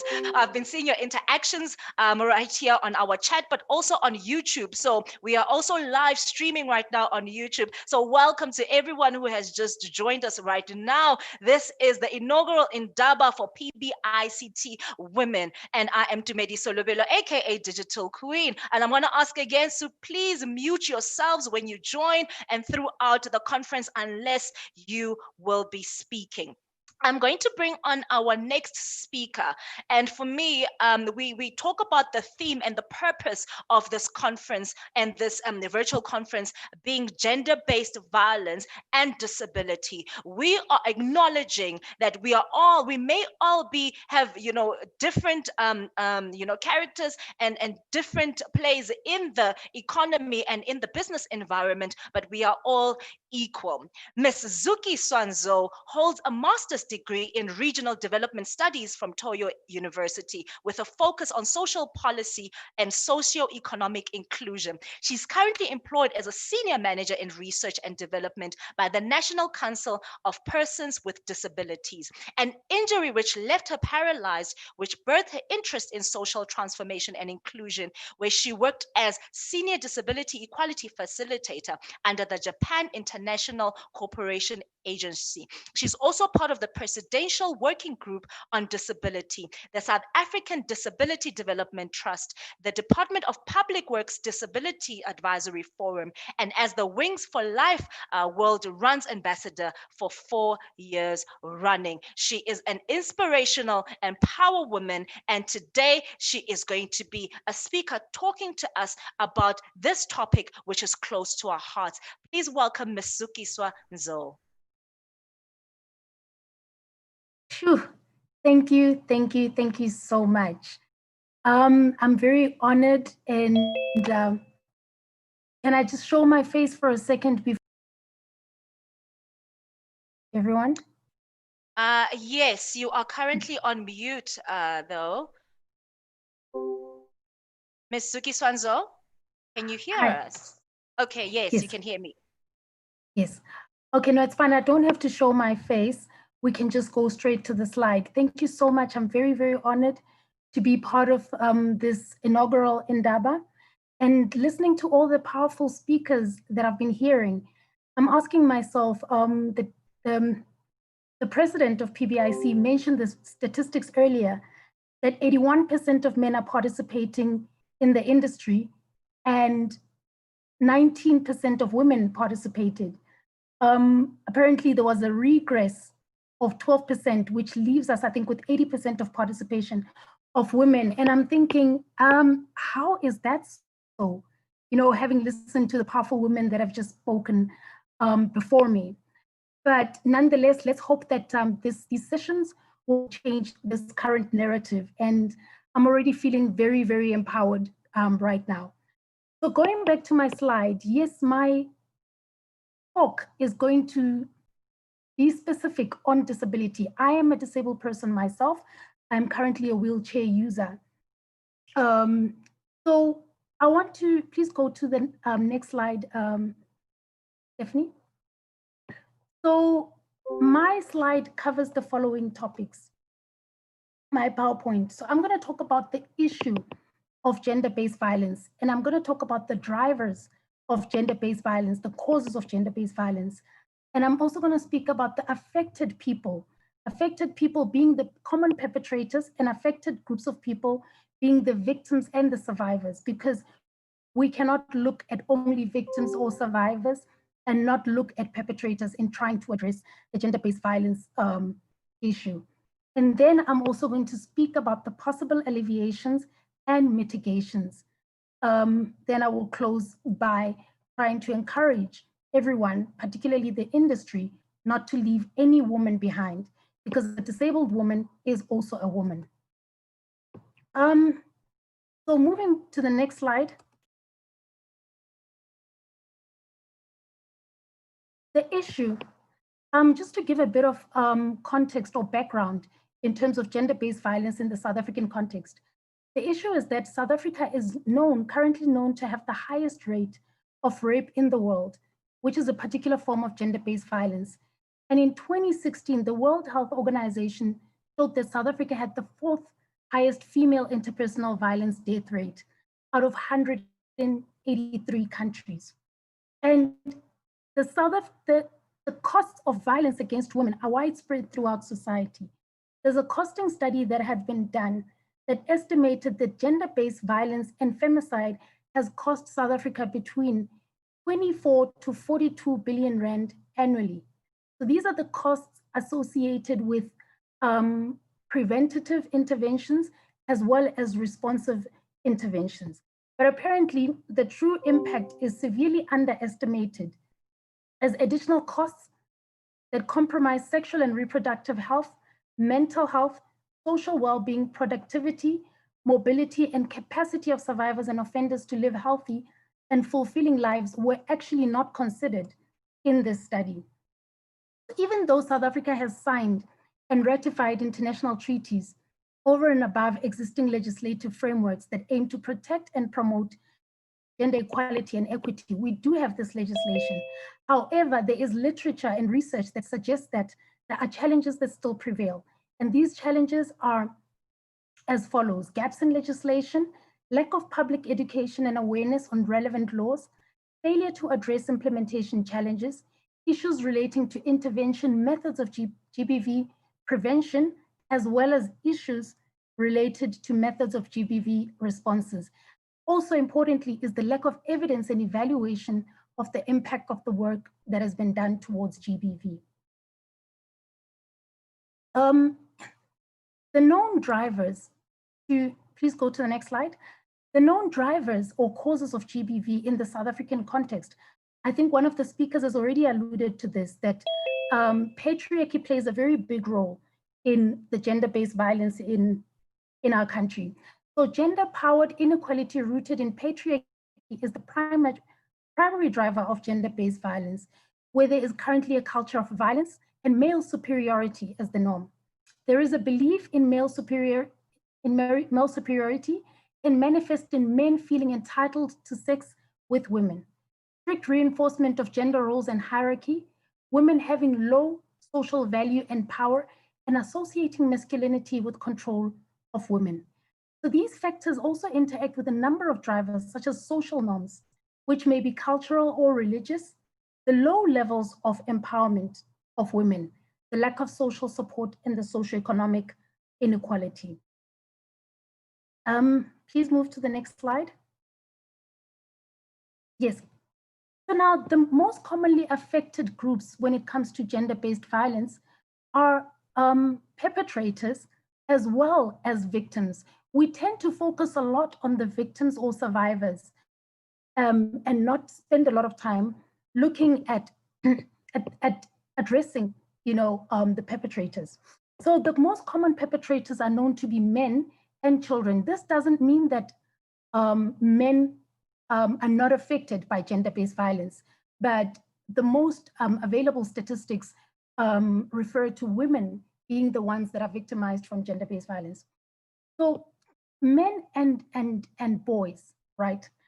When it comes to men, we also have disabled men and disabled boy children. Now, disabled people themselves face quite a number of barriers, such as physical barriers, communication barriers, information barriers, cultural barriers, as well as attitudinal barriers, which are stigmas. Now, looking at the preventative measures that are currently out there that are being practiced in terms of trying to prevent the gender-based violence, some of them are education and awareness campaigns where information is being provided, capacity building and empowerment, and counseling.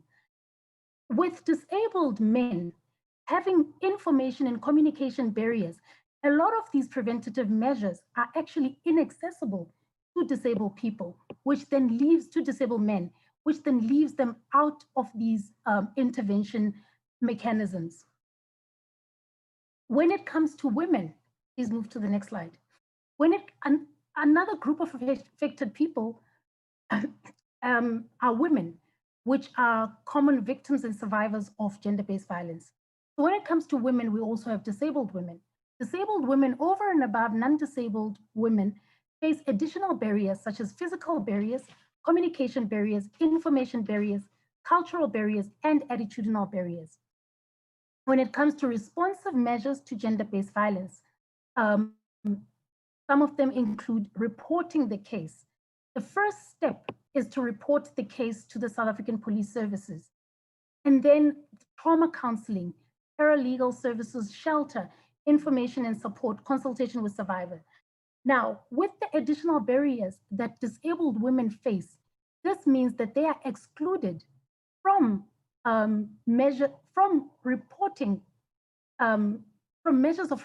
the cases, the trauma counselors and shelters, which may be inaccessible for someone with a possible physical impairment. The picture on the right, actually, that's a picture of myself trying to go up a steep ramp, trying to go up a ramp. Now, picture a disabled woman who has just been a victim of gender-based violence and trying to start the first step of actually addressing the issue by going to report the case at the South African Police Service and getting there to find that, yes, maybe there is a ramp, but the ramp is inaccessible. Now that already marginalizes this person from getting the necessary help that this person is supposed to get. This is the first step already. This is already a frustrating step. I'm just trying to show, first of all, I just want to acknowledge and commend that you've included disabled women in this program and acknowledge that disabled women are women too, and they shouldn't be left behind, because if we don't name the issue, what are we going to measure? And what are we going to, how are we going to track and measure progress? So moving on to the next slide. These are just but a few possible alleviation and mitigation mechanisms.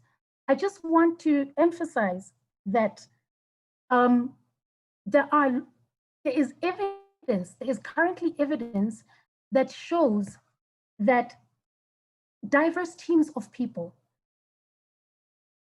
there's research that shows that diverse teams of people, including people from different backgrounds, people with different males, females, diversity inspires product innovation and quality products, because these diverse people have diverse challenges and may have diverse solutions towards the problem. And that's what brings about innovation and quality products.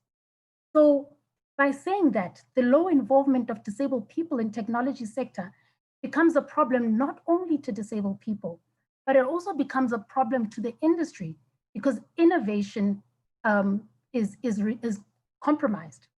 When you look at the top countries in technology, the top recognized countries when it comes to technology within BRICS and G20 countries, you will find that countries such as China, the USA, Japan, South Korea, and the United Kingdoms are all countries that have a disability act.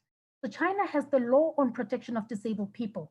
USA has the Americans with Disabilities Act. Japan has the Elimination of Discrimination Against Persons with Disabilities. South Korea has Anti-Discrimination Against Remedies for Persons with Disabilities, and United Kingdom has the Equality Act, and South Africa does not have that act. Perhaps that's one of the things that we need to be looking into, because if the act exists, that's one of the ways that we can get society to act and become more inclusive. And there is evidence that shows that these countries are inclusive and are now the top countries when it comes to technology, because disabled people are also included. So just wrapping up, I understand that my time is up.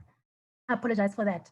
So some of the possible alleviations and mitigations in the short term, I'm saying that because of the fact that diverse teams can inspire product innovation, inclusion of disabled people in development of innovative ideas aimed at communication and information dissemination mechanisms in both preventative and responsive measures to GBV is necessary.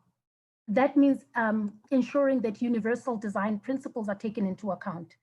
And then in the medium term, collaborations with government and NGOs in developing and supplying innovation ideas is necessary.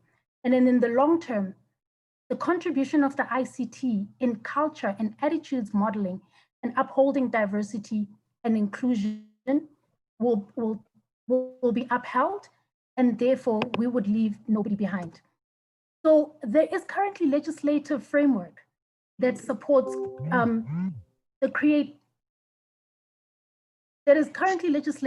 framework that is in support of creating the environment that enables disabled women and youth to become potential market through empowerment mechanisms enhanced by the BEE.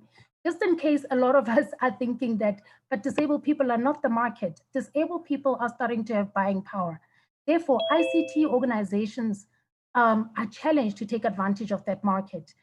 And I just want to leave you by saying that turning disabled people away, we also need to be aware that if we turn disabled people away from our products, services, and jobs, that means we also turn away their families, friends, and network. So therefore, to be inclusive is actually to open new markets and the world of opportunities. I thank you so much for the time. Thank you so much, Ms. Nzo, an inspirational and power woman who has just talked to us about what is it that we need to be mindful of when we are working with people with disabilities. We are all equal. We all can do what anybody else can do. And how do we not create policies that are discriminatory, or buildings and properties and areas that are discriminatory to people with disabilities? Thank you so much for those insights. I'm actually taken aback by some of the statistics that you shared, and we need to really do better in terms of being more inclusive in this, not just in this industry and in this sector, but in every single industry that we have, that we're participating in. Thank you so much, Ms. Zukiswa. I see there are no questions currently. We do have a question and answer session at the end, so we will address anything or any questions that you may have pertaining to whatever speaker that you have heard currently. Thank you so much, and we literally are honored to have women like you who inspire us every day to be more mindful about our behavior and the things that we do. Now we are going to be moving on to another exciting, and I mean very exciting session. I've been waiting for this session because I as an entrepreneur and a business professional, I love talking to women who are doing great things in the industry. Now this workshop, this next workshop will be hosted by Miss Gloria Pagati and Sophie Momagwe. They are successful entrepreneurs and ICT professionals, and they are part of the Women in STEAMy leadership that deal with women issues. They will be facilitating and moderating this workshop. Ladies, I welcome you.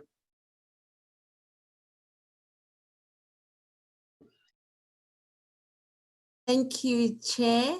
Good morning, everyone.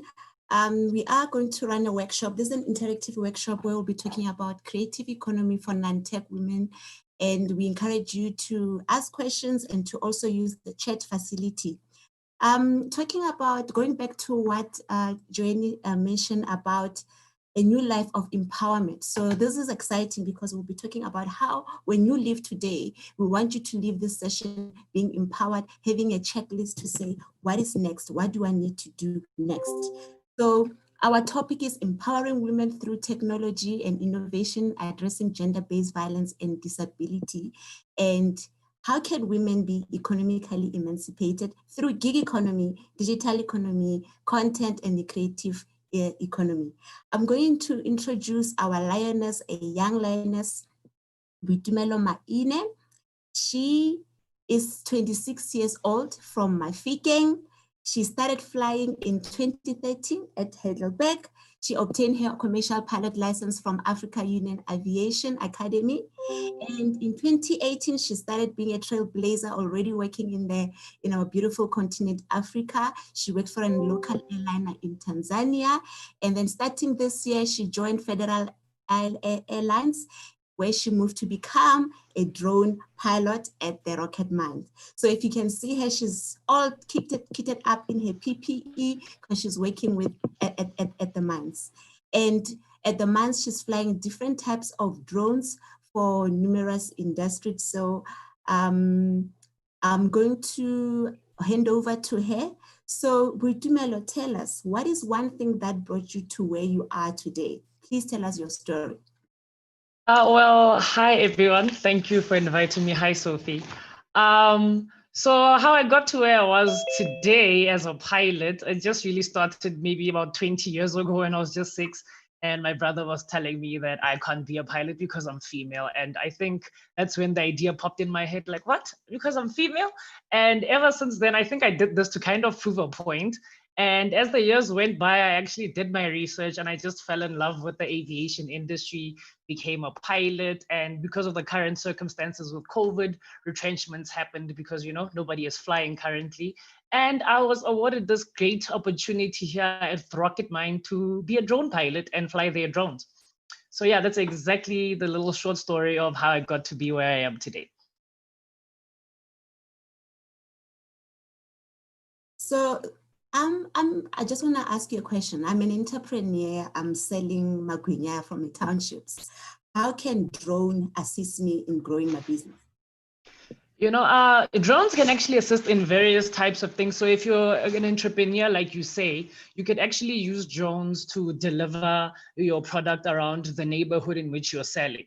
You know, and the nice thing about drones is instead of buying fuel to go deliver things in a vehicle or so forth, it just needs charging. You can put your packaging onto the drone and deliver it anywhere within, if anything, a 10-kilometer radius, because our drones can actually go pretty far, you know. So I think it would be very convenient. It'll be efficient with service delivery, making sure that deliveries are on time, because we all know that that's what clients really look for. If you say, I'm going to be delivering a magwinya on 11, you know, there's no traffic in the air and so forth. So service delivery would actually be quite great. And will actually be an interesting thing, especially if hypothetically you want to sell magwinya in remote areas and stuff like that, where people can't easily get around.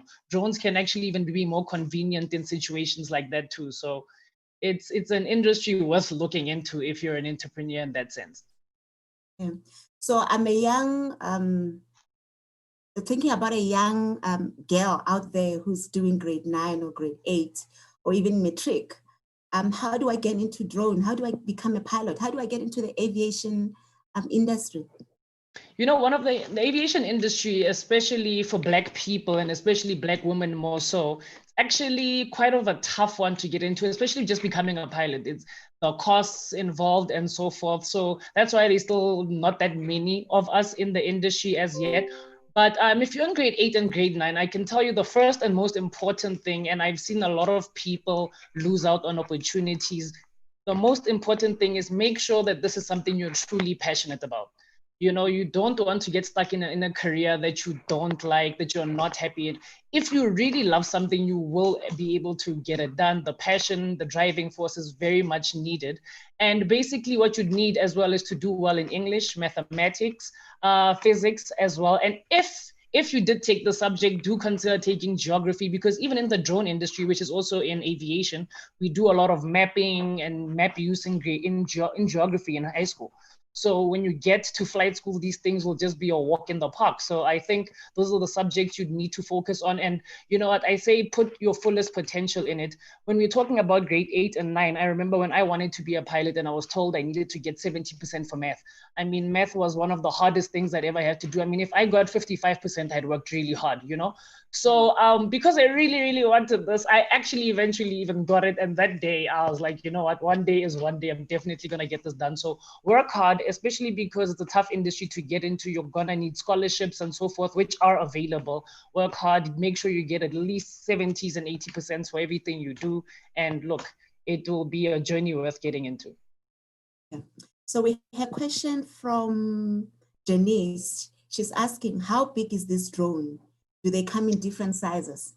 Oh, we've got drones the size of, I've got a little notebook here, as you can see that size. We've got drones this size that you can fly, but usually those are used recreationally. And at the mines, we've got drones at least about a meter high and a meter in width as well. Those are the ones we use for like detailed surveying, mapping, for accuracy. So you can find a drone for 10,000 Rand and you can find a drone for 700,000 Rand. So they definitely come in different sizes, different shapes. And when we think drones, don't think of a little small helicopter-like things with little propellers. There's ones that are flat with one propeller. There's various types of drones for various types of jobs that you would like to achieve. Amazing, great.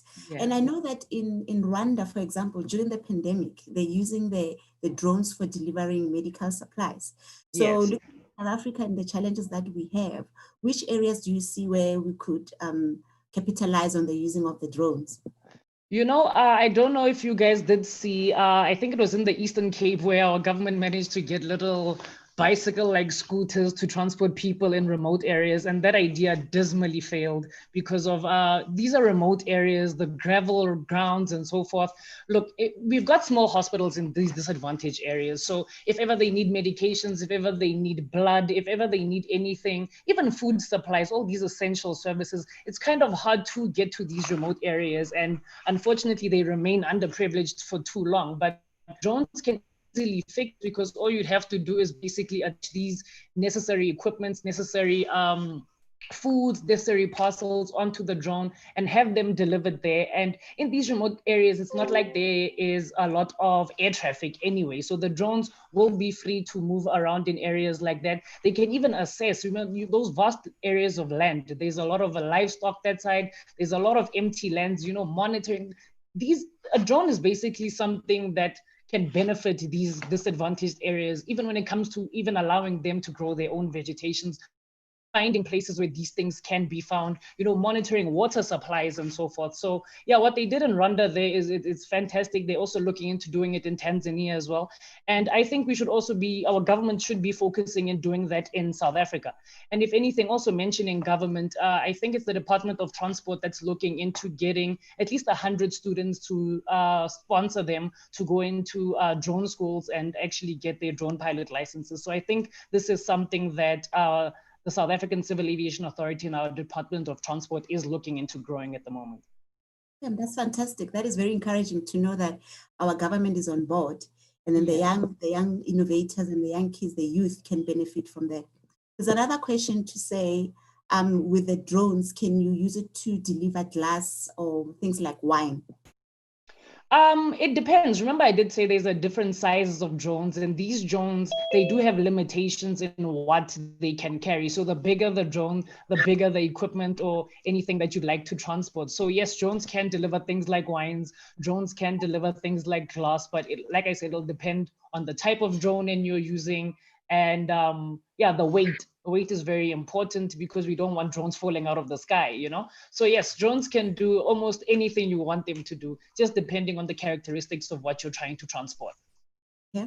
One more question. Are drones accessible to the public use? How accessible are they? Drones are actually very accessible to public use, especially those small ones that I did talk about that are used for recreational events. Like for at home, you can fly it outside your backyard. But the Civil Aviation Authority, if you want to use it for to make money, basically, you know, if you want to use it for monetary use, the Civil Aviation Authority has guidelines as to what you would need, which licenses you would get, because especially if you're using it around places like Wartambo, the whole of Gauteng, you know, those airspaces are very busy. So there are regulations and exams just to make sure that everyone who is in the sky is safe. But yes, drones are accessible to the youth, to the people around. And I think if you also want to use them for monetary purposes, you just need to register them. And you know what, you can just use them as long as you're educated on the safe use of them, because in aviation, safety is of key. All right, and in terms of distance, there's a question here to say, will I be able to send fresh food from Cape Town to Free State, like over 1,000 kilometers?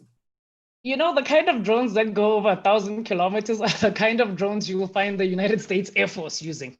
Those are like military grade things that can go that far. But we have drones right now, the ones that I have seen anyway in SA that we can get access to are drones that can even go up to 15 kilometers and so forth. So that's why I was saying that will actually be even valuable around disadvantaged areas and areas that are excluded from, you know, modern civilization. But the nice thing about drones as well, even if you designated a landing spot, so say now you, Sophie, live about 20 Ks from me, I can send it to you. From there, you add another battery, because they just use batteries. Others do use fuel, but those are not the ones that will be used for deliveries. And then so forth and so forth. So you can draft up a whole flight plan. I mean, I know it sounds like a mission, but 100,000 or 1,000 kilometers, now we're talking military grade. But you know what? Nothing is impossible. Absolutely, very inspiring. Yeah. Oh, there's one more question. I know you have to go because we've got another engagement. What are the regulations on privacy in terms of drones? I know that there was a point in Cape Town where there was a drone that was, I think it was hovering over the parliament, and it was a big hoo-ha around privacy. So what is your views around? Yes. Look, the Civil Aviation Authority, when drones started being a so-called thing in South Africa, the Civil Aviation Authority has put measurements in place for that. I legally cannot fly overhead, even your house, without your consent. And there's I think about 1,000 feet even above your house. Within that, I cannot fly over that without written approval from you. If I did by mistake, because I guess mistakes do happen, ever take a picture or recording of you, legally I would have to delete that and let you know that this is what had happened and what, but nobody can take any non-allowed information from you, from your household, from your workplace without your written consent. So no, it would be illegal. So you basically to someone, whoever, to infringe on your privacy that way. Yeah. One last question, I promise. How do you drone, and how big this battery, and how many hours does it last? Depending on the drones. Well, I work at a mine, so the drones that we fly here, they can go on for about 45 minutes. 45 minutes, that's the ones that we use for mapping, for surveying of the land on the mines and so forth. They can go up to 45 minutes and they're used for specifically that.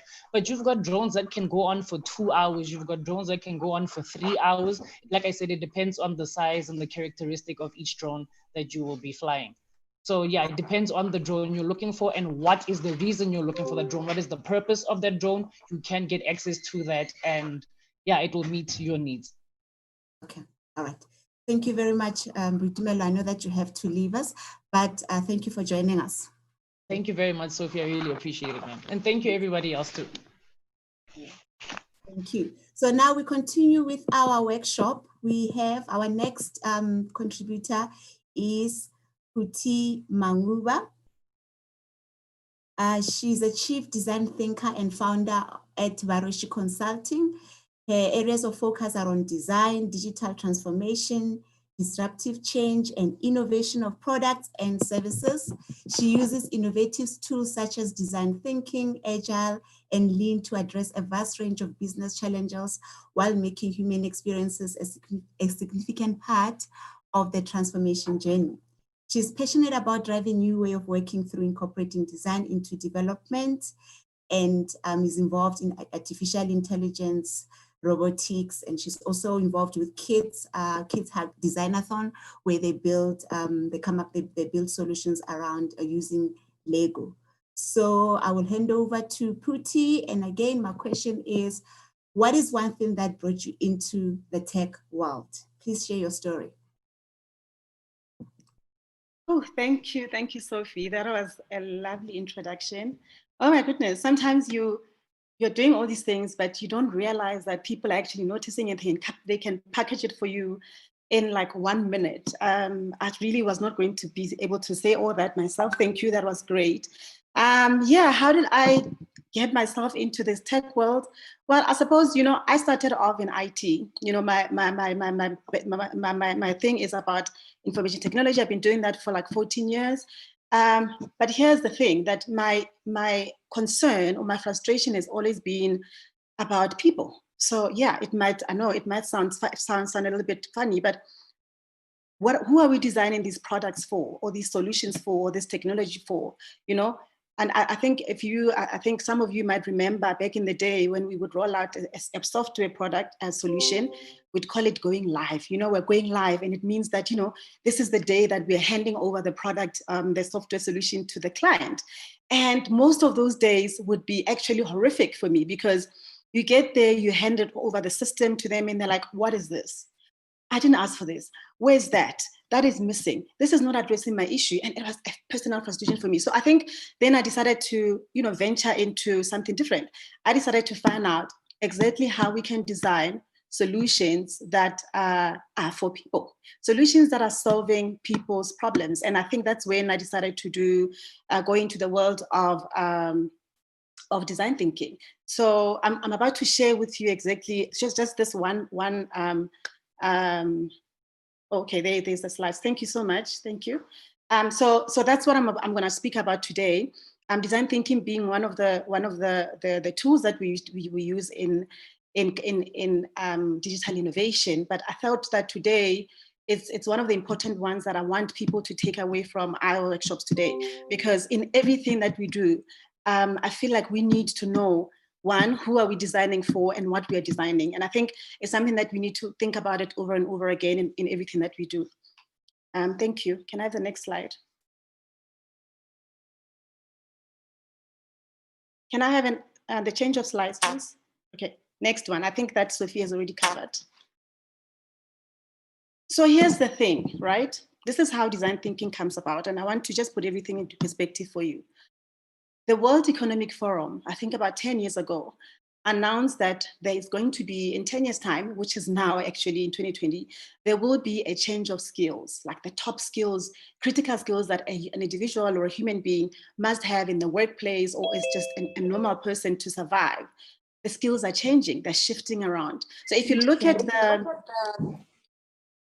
the slide that is there now, I hope you can see it.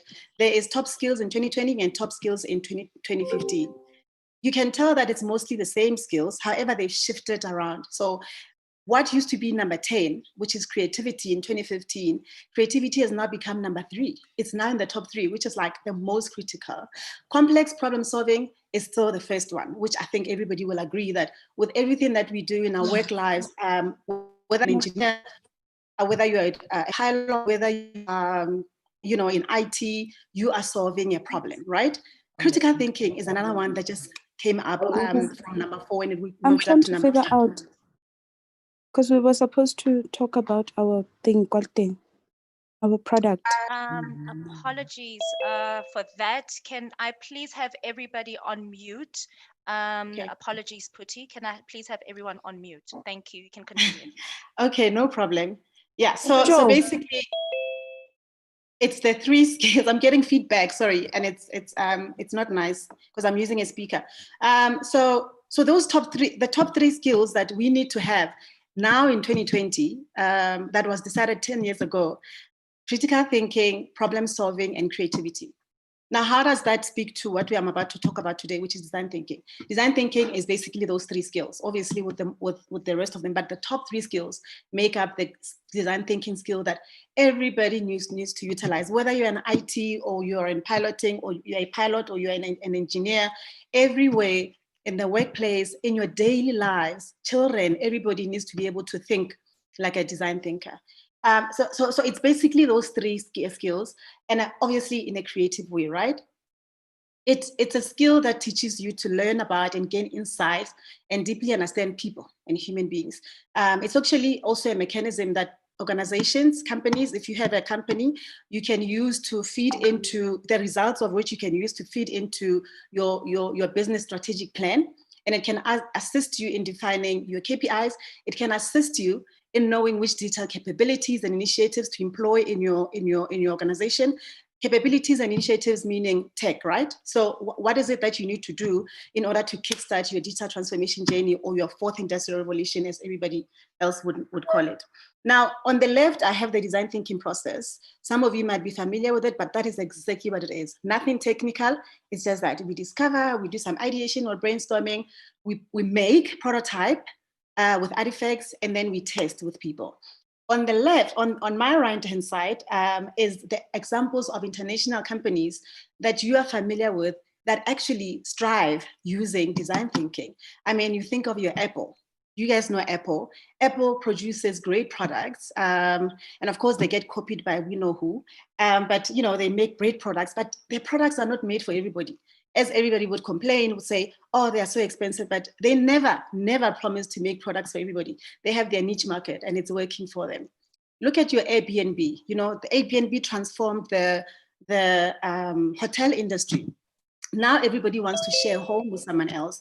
They want to live, they'd rather live in somebody else's home than book into a hotel. It's given us space, it's everything. But for them to get where they are, you know, there's a book about Airbnb, which I have, and I've also, I would advise some people to get it if you're in business, where it talks about their journey from where they come from to where they are now, that how they utilize tools such as design thinking to be able to know and understand their customers, which is very, very important. And of course, LinkedIn's and Coca-Cola's very familiar companies that you have. Thank you. Next slide, please. Okay. So I think I'll carry on without the slide changes. Can I have the next slide? Okay. So I did mention earlier that, you know, my frustration was that transformations fail, whether it's IT transformations or business transformations. We all know, you know, we implement these big systems and then next thing they fail, nothing ever works. And I think that one of the reasons for that is that we do not build them with the customer in mind to solve their pain points.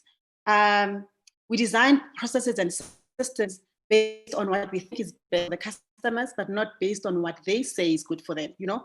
Systems and applications are developed before the right solution is designed. So we need to start thinking differently. We need to start thinking, what is the solution? And then think about how do we enhance it with technology? I mean, I can think of, you know, solutions do not have to always end up in tech. Sometimes as a business, you have a problem and you can sort it out without even involving technology. Sometimes you can enhance it with technology, or you can, you know, but first of all, we need to solve a problem for people. Now, what are some of the factors to consider to yield different results if you want your transformation, you know, to win in this transformation or digital transformation? Simple. So what is the problem? You know, define the problem, unpack it. Why is it a problem to you or to your users or to your community? Who is affected by this problem mostly? You know, you don't want to design for everybody, like I said. There is somebody or a group of people that are affected, what we would normally call personas. And why are we doing what we're doing, you know? Now, when is this problem happening? A mistake that we always make is that we design for a whole process. But no, we design for a specific problem within a process, and we need to get our mindsets right. Because when you design for a process, you end up buying a whole suite of technology that you don't even need. But if you were to design a solution for this specific problem, then you don't have to buy a suite of technology. So obviously, why do we do this? I said we do it to learn about their needs. We need to be able to communicate a clear understanding of the problem without anticipating the solution, right? We also need to find data to inspire our developers. Because remember, as non-tech people, what you're gonna do is you have an idea, and then you think about it like, no, I know what the solution is. You need to understand, you need to be clear in your head, because when you go to meet with your developers that are going to now enhance this with an IT technology, they need to be able to gain empathy for the people that you know you're designing for. And it has to go, it's through you that they will gain empathy. So that the people that you're designing for, your new users, are when design decisions are made. No? And also to be able to make decisions, calculated decisions when developing these systems. Can I have the next slide?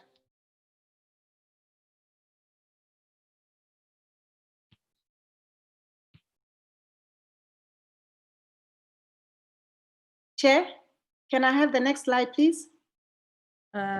Yes, I'm just, it's not moving.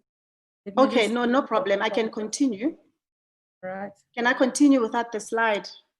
Yes, please. I'm fixing it now. Okay, then yeah, okay, they can catch up. So yeah, so that is sort of like a summary of what we do. I mean, it's only just a portion of what we do with design thinking. But here's the thing, that we also do storytelling. And I know it's, can you see how excited I am now by the fact that we use storytelling? Because we need to learn to tell stories. We need to learn to tell stories the same way that our grandmothers told stories, the same way that we tell our friends stories, but we need to be able to tell stories about our products and services. You know, it's the coolest thing that we do. And I think that it also brings our clients and our users of products and solutions and systems onto the table. So we can all sit together and unpack the problem and unpack the solution with the same understanding without intimidating anybody about the technology.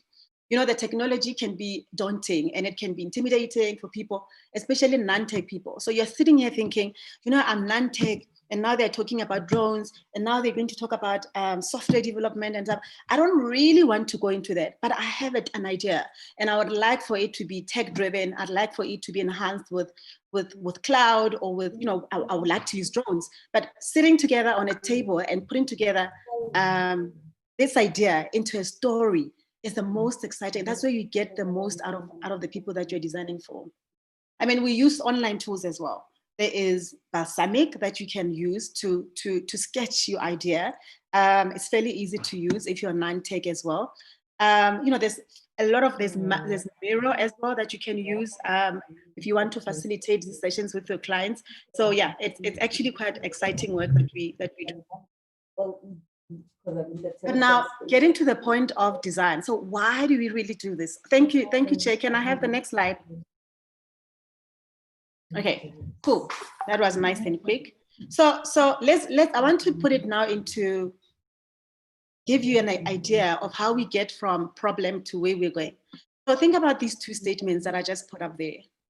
The first one says, develop an app or an application to manage the COVID-19 virus. This is something that I think everybody's familiar with. We are now caught up in a pandemic. We've got the virus. It's not going away anytime soon. How do we employ technology to, app actually, to manage the virus? Compare it with the next statement, a design thinking challenge statement that goes, this is how we would normally put our statements. If we had sensors in every household in our communities, how could we help our people manage the COVID-19 infections? Can you see the difference between the two statements? The first one is just broad. And I promise you, the first one, people would come up with, if it was a challenge or a hackathon, people would applications. Now, with the second statement, look at below and see what people can come up with. You know, we're serving for people. It's clear that it is for people. So we really want to help people.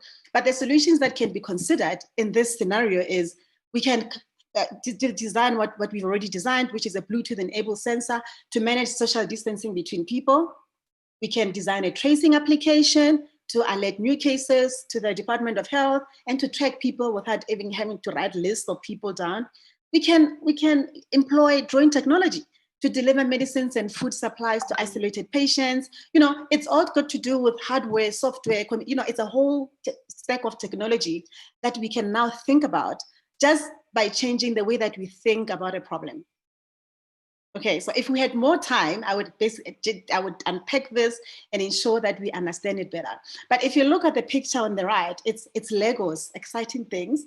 But this is actually a kind of prototype that you'd put together. It's like a service scenario. Now you look at this stack of technology, you must be able to, as a non-tech person, you must be able to use Legos to try and download what is in your head onto paper. If you take this to your potential investors or to the government, you are supposed to be able to speak to it without even having paid a cent for technology yet. Obviously you want investors to invest in your business so they can buy all this technology for you. So before I get to this, is the last slide that I'm going to talk about. I just want to now explain to you how we utilize this thing and how we can be of use to you as entrepreneurs. So we've got what we call design sprints, and what we do is we design virtual rooms. So we've got digital design spaces that we put together.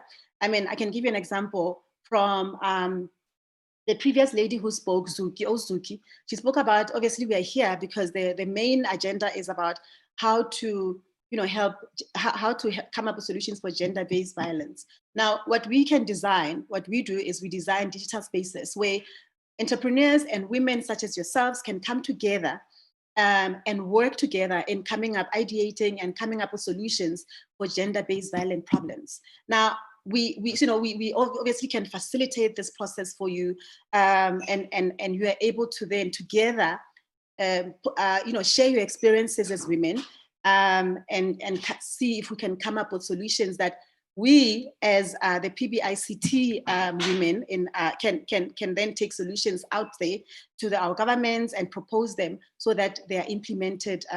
There's no time to waste. We know the statistics and what's going on.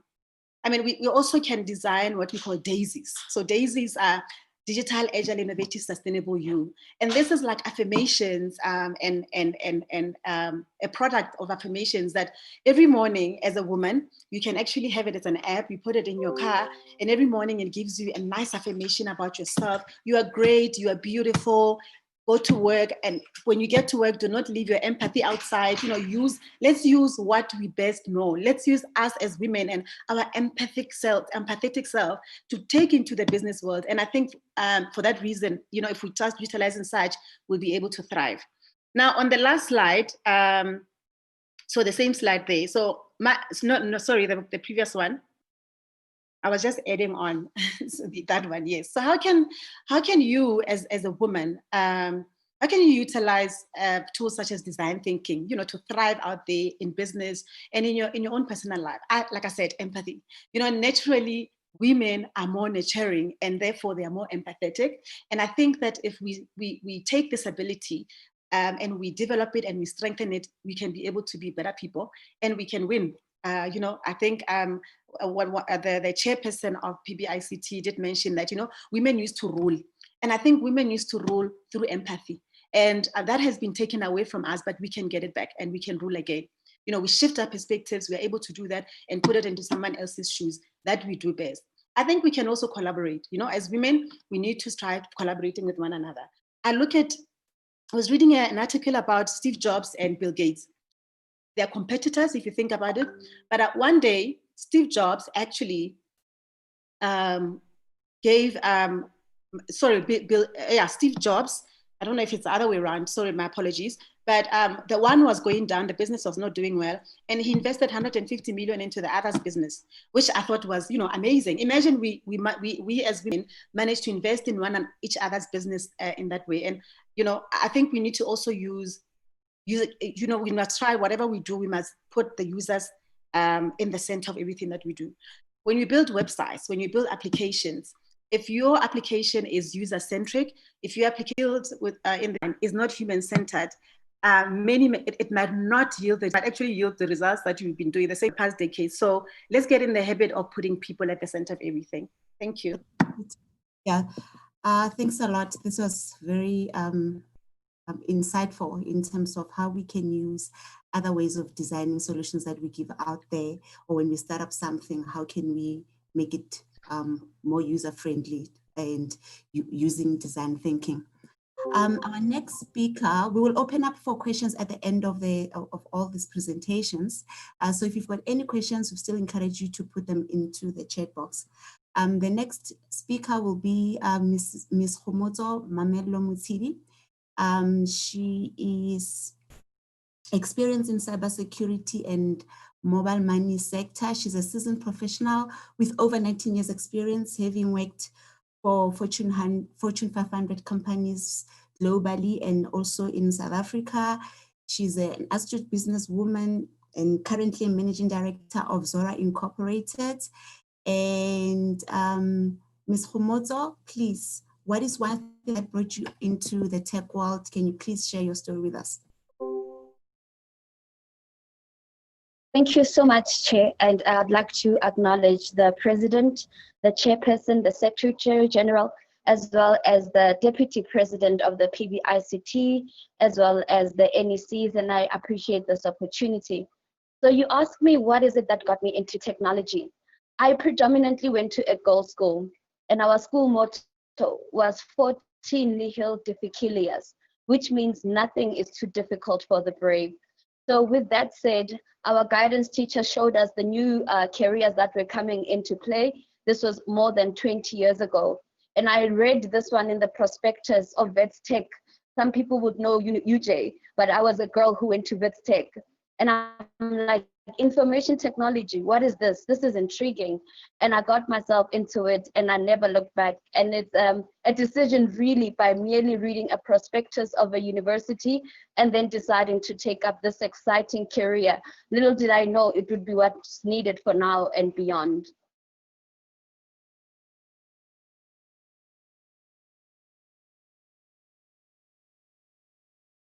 Hi, can you hear me?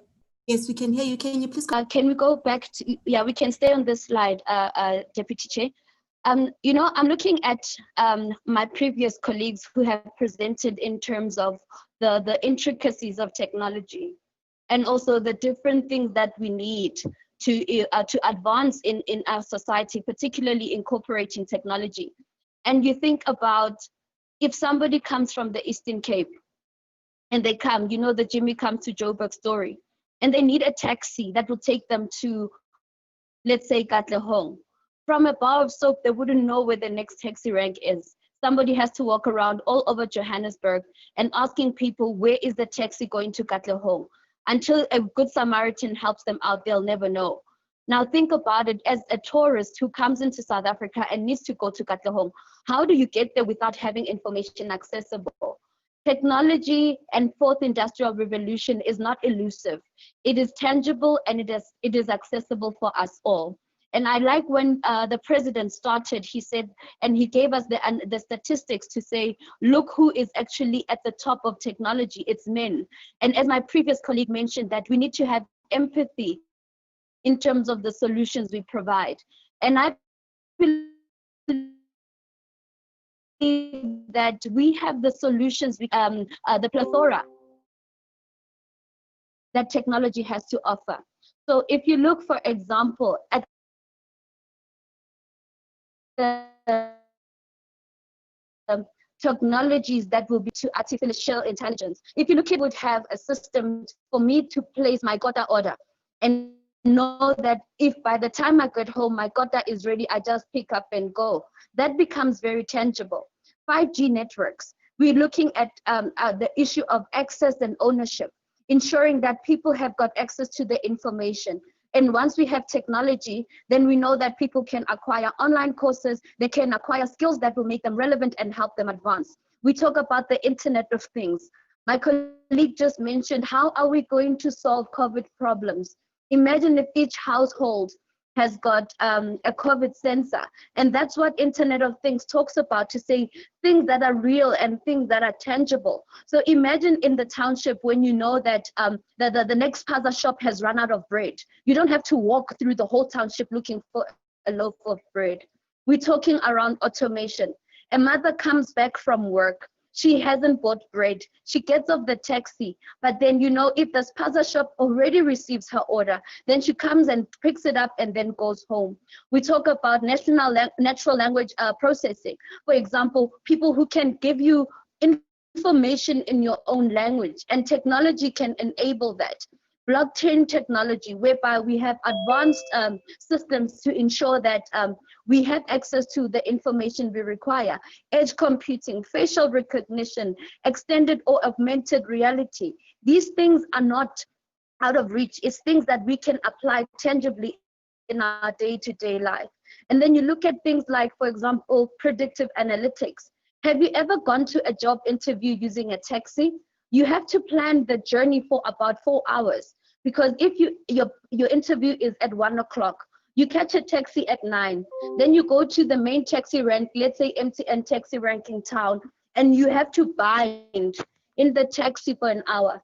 You then have to ask, where is the taxi going to drop you off, because you do not know. But imagine if we had predictive analytics, an app that can be made available so that as a graduate looking for a job or somebody looking for a job, I can predict my journey to say, if I leave home at 10 o'clock, I'll be able to arrive at my destination at the particular time, and the taxi will take me there, because on average it takes so long to be filled up. So technology is not something that is out there. And remember that technology uses people and processes. So it just enhances what we already have.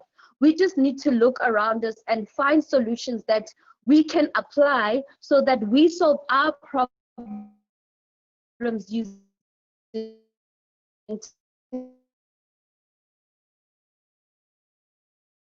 technology.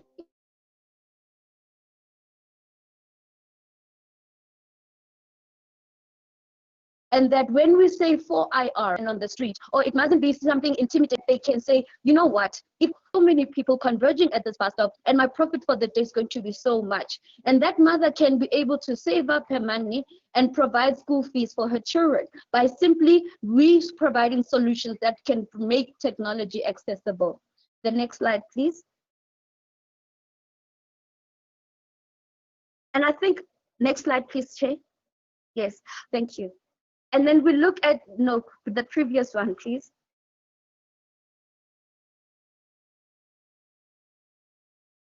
The previous slide, please. Thank you. Thank you so much, Chair. We also need to look at skills of the future. As I mentioned, that been in the industry almost 20 years. What I studied 20 years ago might not be relevant today. I continually need to apply myself, acquire the relevant skills, and ensure that I remain relevant. How do we do that? Acquiring the necessary skills and training so that you become relevant for the world of today. You know, when robots come, I mean, Dr. Sibongiseni mentioned that we need to have cobots, whereby we have humans as well as robots to work in collaboration so that you do not become obsolete as an individual. Get yourself the necessary skills. Incorporation of technology into your business. I mentioned the Magwinyas, I mentioned the mom who bakes cakes, the taxi industry. There's so much that we can have in us as a community where we can apply technology to enhance our own services. And then also, as an individual, you owe it to yourself to follow the technology trends so that you understand what is required. Do not be afraid when we talk artificial intelligence. Do not be afraid when we talk predictive analytics. Just get yourself well vested on topics so that you are able to empower and equip yourself and prepare you and your business for the things that are coming in the future. The next slide, please.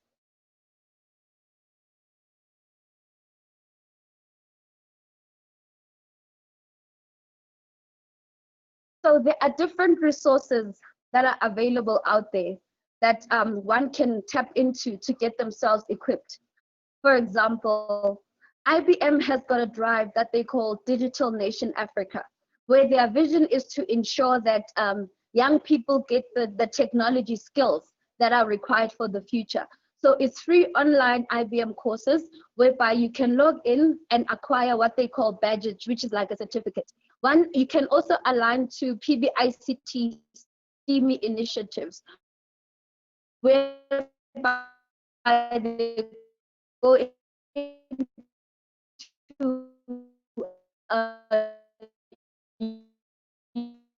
universities as as well as the skills that are required for them. How can she be known, for example, the way in the Eastern Cape? I don't know how during COVID, I can't go and do so, but I needed to get cakes to them.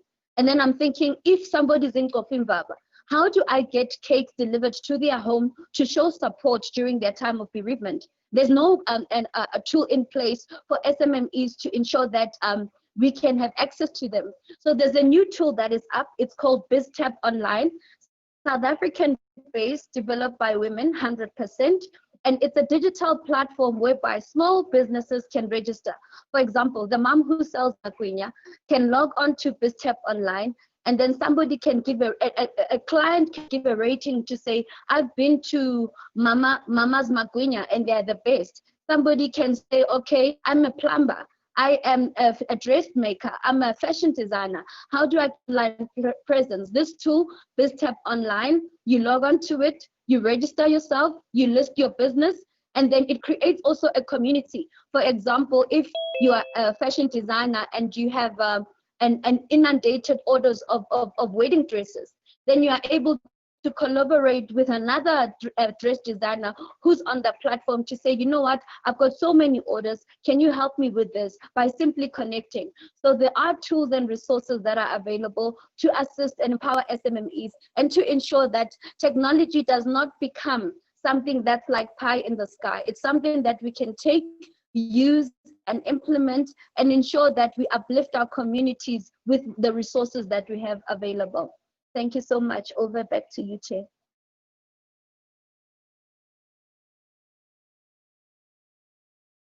Thank you very much, Khomotso. And I hope that everyone in the audience have derived value from the pointers that were shared today around how can we, even though we are not techies, how can we start participating in the digital gig, in the gig economy, as well as the creative economy, as well as the content economy. Our program director, Dumediso, over to you. Thank you so much, Sophie, for facilitating that awesome session with great women. Now, I know we are looking at time, but I am not too sure. Are there people who have questions? We still have a few minutes, and I can squeeze in questions during this time. If you have any questions for any of the speakers, please type them up on our chat, or you can actually just raise your hand, and I will recognize you if you have any questions for these speakers who are part of this great workshop. And I'd like to thank you, Sophie, for being a great facilitator. And I'd like to thank the speakers as well.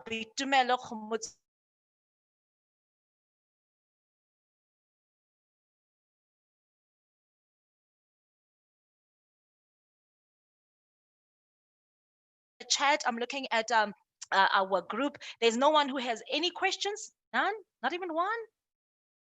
No one? Okay. Clearly, you were, very insightful in your presentations. And Puti, I could see that you're in it. You are in it. This is your thing. We don't even have to question whether or not you love this, whether this is your passion or not. You are in this. You are leading by example. So thank you so much, ladies, again for being part of the inaugural Indaba. We are going to move on to an exciting. I've been waiting for this since the beginning, right? And not because of the fact that, it's a special session, but it is.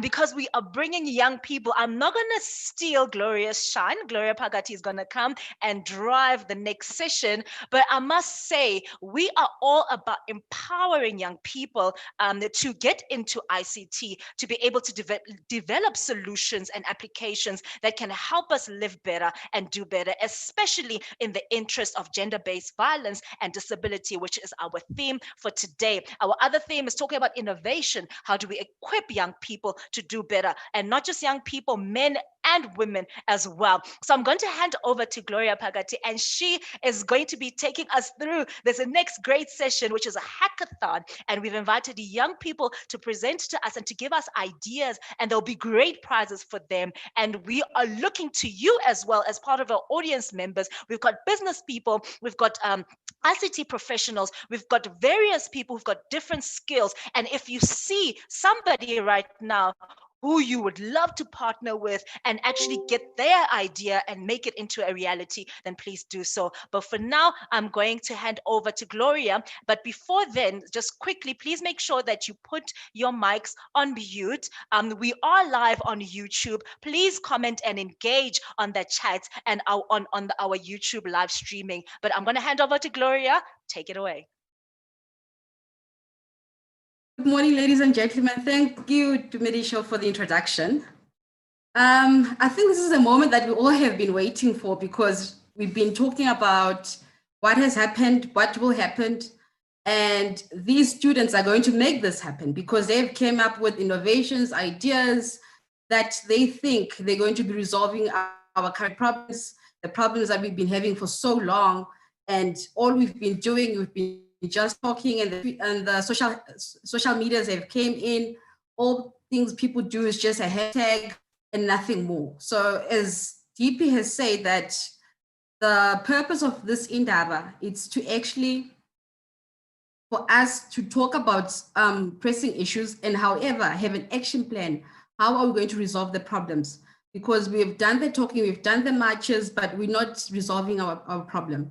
So now we've brought together these youngsters. As you know, we are going to be doing the students' hackathon. These youngsters, we've chosen them from different provinces. We've chosen from different high schools. Our target was to get female students that are more into the STEAMy sector. And then these students have given us their prototype. They've given us the details of the innovations that they've came out with. So I would like that we do respect their IP. We need to respect their ideas. As we spoke about at the beginning, when the president said that we need to be able to commercialize the ideas, and also after commercializing the ideas, we need to make sure that their IP is protected and they also get what they rightfully belongs to them. So I'm going to introduce, we're going to be running 5 projects that we got. Some it's individual projects, some it's a group project. And then they all have done different innovations, they've done different concepts. It's still on an idea phase. They haven't done anything in terms of prototype.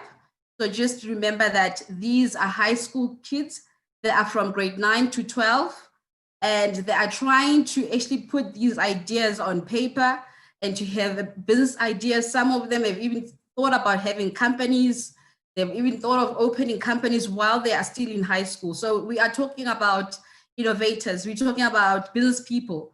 So I think what John said as well, that we need to start adapting, having a mentor. With these kids, they need somebody that's going to be able to mentor them and guide them in this whole process. Chair, I think what I'm going to do is, can you just start sharing the slides, and then you're just going to click on play as soon as I've introduced our judges, so that we don't get a delay.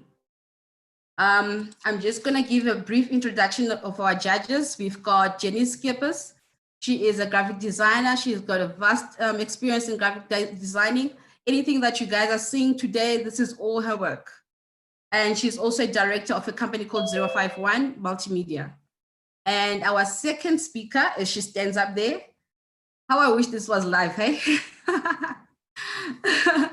Our second speaker is Nombulelo Veto. She has experience in IT security and she's also got experience in software development. And most importantly, she's an ambassador for education and self-realization awareness. And we've got Zinzi. Zinzi is our last judge. She's the secretary in the PB ICT group.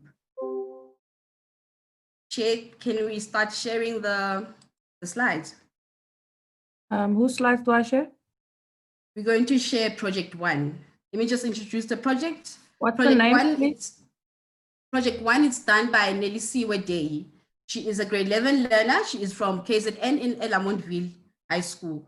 What she has done on the project title, it's called Improving Navigation for Blind People. That's the one that we're going to be looking at. Oh, and then again, ladies and gentlemen, remember that the children have been on lockdown as well. They were not going back to school. So now when we prepared this event, we were hoping that they will not be back at school, and then they'll be showcasing these ideas live, like everybody else who's live right now. However, since they went back to school, we decided that we're going to get the kids to pre-record themselves so that we'll be able to see their innovations while they're at school. So just don't be surprised. It's slides with their voice at the background, explaining exactly what they do. Chair, let's start from the beginning. Thank you.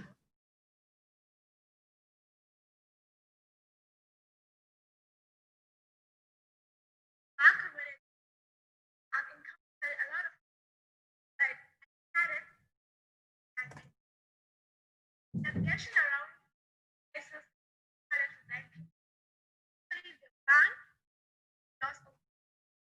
around. I did some background research.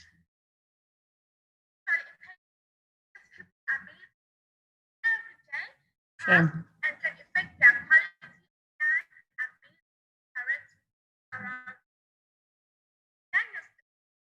Like the most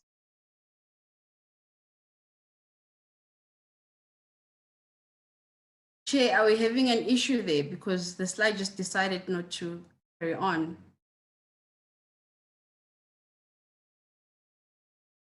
Chair?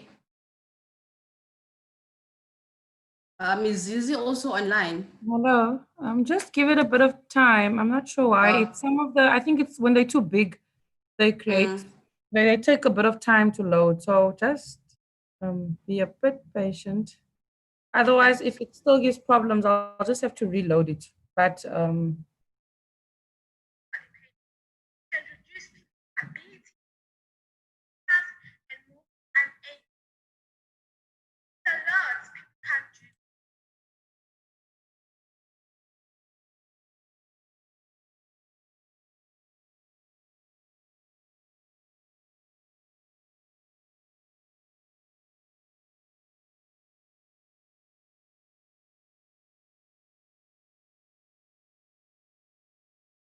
now we've lost the speaker's sound. Is there a way that we can regain the speaker sound? Or maybe try reloading it again and then just give it a shot again. Reloading the slides. Yeah, is it possible?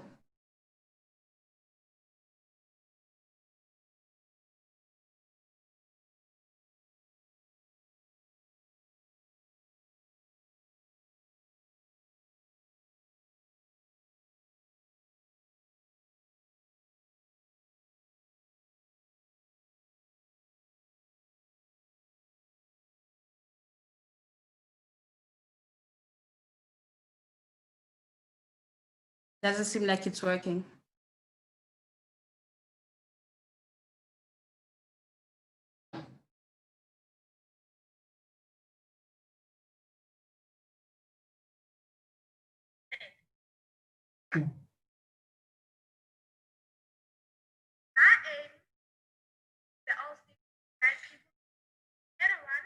that have a GPS for direction and reminders the system to make life and more independent and not dependent on other people.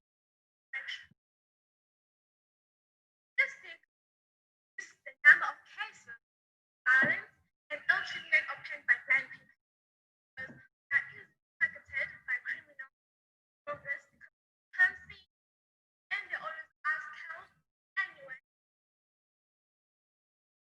Independence on blind people able to navigate without anyone having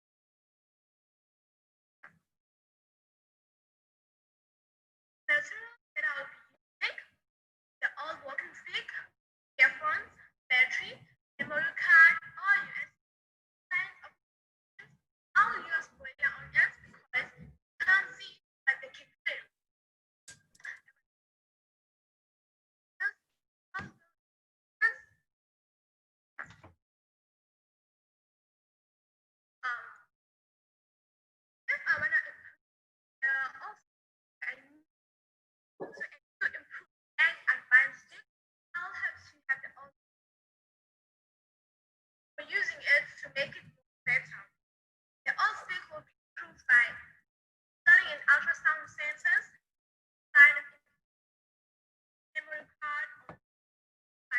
Uma, ngizomamela, thatha isitulo.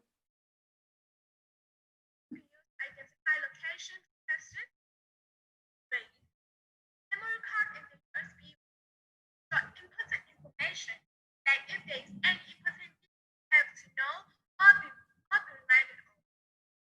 The vibrator used for vibration when there is an obstacle directly to the person. The earphone for hearing the sound and built-in speakers for commanding the blind person directions, and the GPS will direct instructions coded for instructions or directions.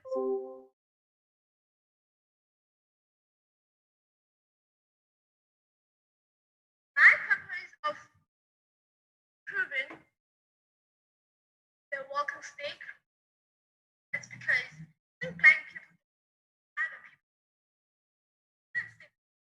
not to give blind people hope, have their soft and don't want to depend on another person for everything.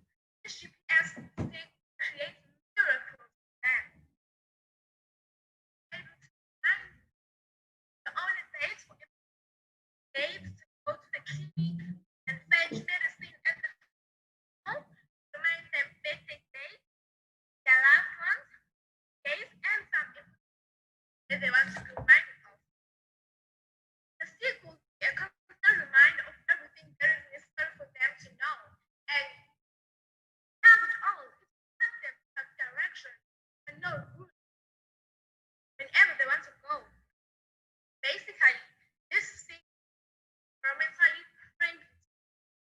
As you all can see, this really shows that blind people depend on other people for navigation and they depend on them for direction. Who doesn't want to be dependent on other people?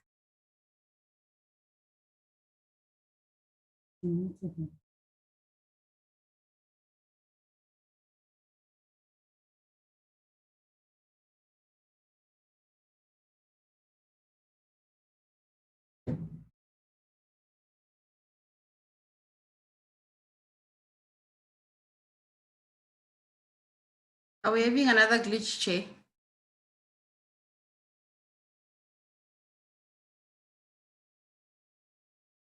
I haven't muted myself. It should still continue to play. It's not playing. Is this the last slide, Gloria? No, there's I think 2 more slides after this. So she needs to talk about the conclusion and the reference and stuff like that. Okay, you see, this is like a video, so I can't even go back and replay it. So I'll have to reload it. It looks like, yeah, this is like it's a video that plays. And it's not separated into slides. It just plays. So if it goes off, I need to reload it and then it starts from the beginning. Okay.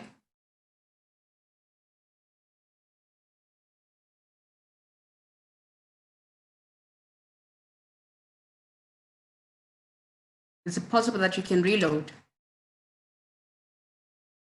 I can reload it, but as I explained, it then starts from the beginning. Program director, she can come in the meantime while we're trying to sort out this. Yes, thank you, Chair. Okay. I actually just wanted to make a suggestion. Gloria, can you please just summarize the value proposition and what she was positioning, and then we can move on to the next presentation in the interest of time. Gloria? Gloria, are you here? Yes, I'm still here, program director. Just hold on for me, please. Okay, so apologies again for the technical difficulties. We are living in the 4IR age, and as you can see, we always have gremlins that are trying to disturb us. So what we are doing now, we are just trying to make sure that you can hear clearly. Yes, Chair.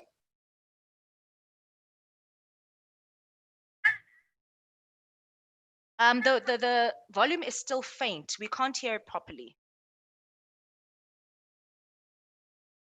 Okay, I think what program director is saying, let me rather do that because it seems like we're not winning. Thank you so much, Gloria. Over to you. Okay. Chair, can you switch it off, please? Just take it out and then it's going to stop playing.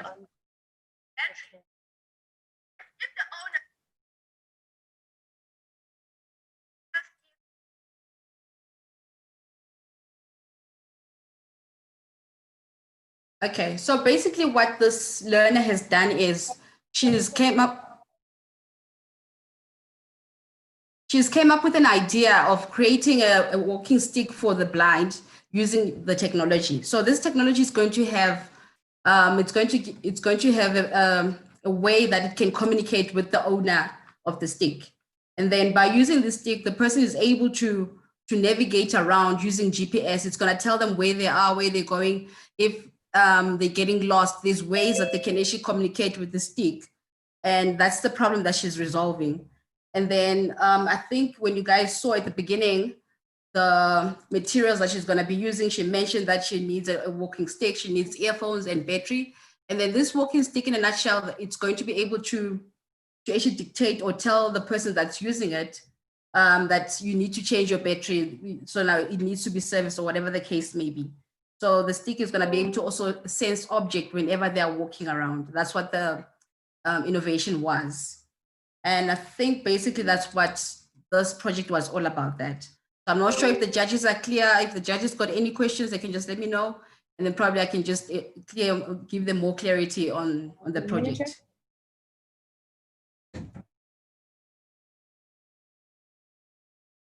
Okay, can we please move to the second project, Chair? Even if you just share the first screen, it's fine. Let me just explain what the project does, because I've went through this project and I've listened to them before.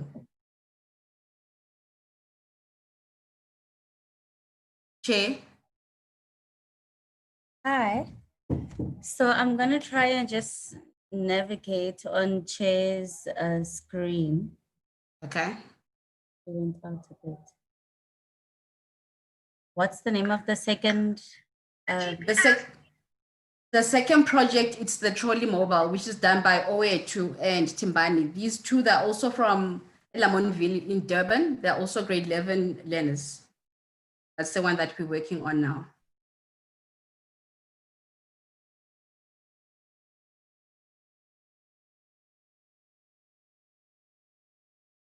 And then let me just give a brief while they are trying to navigate themselves.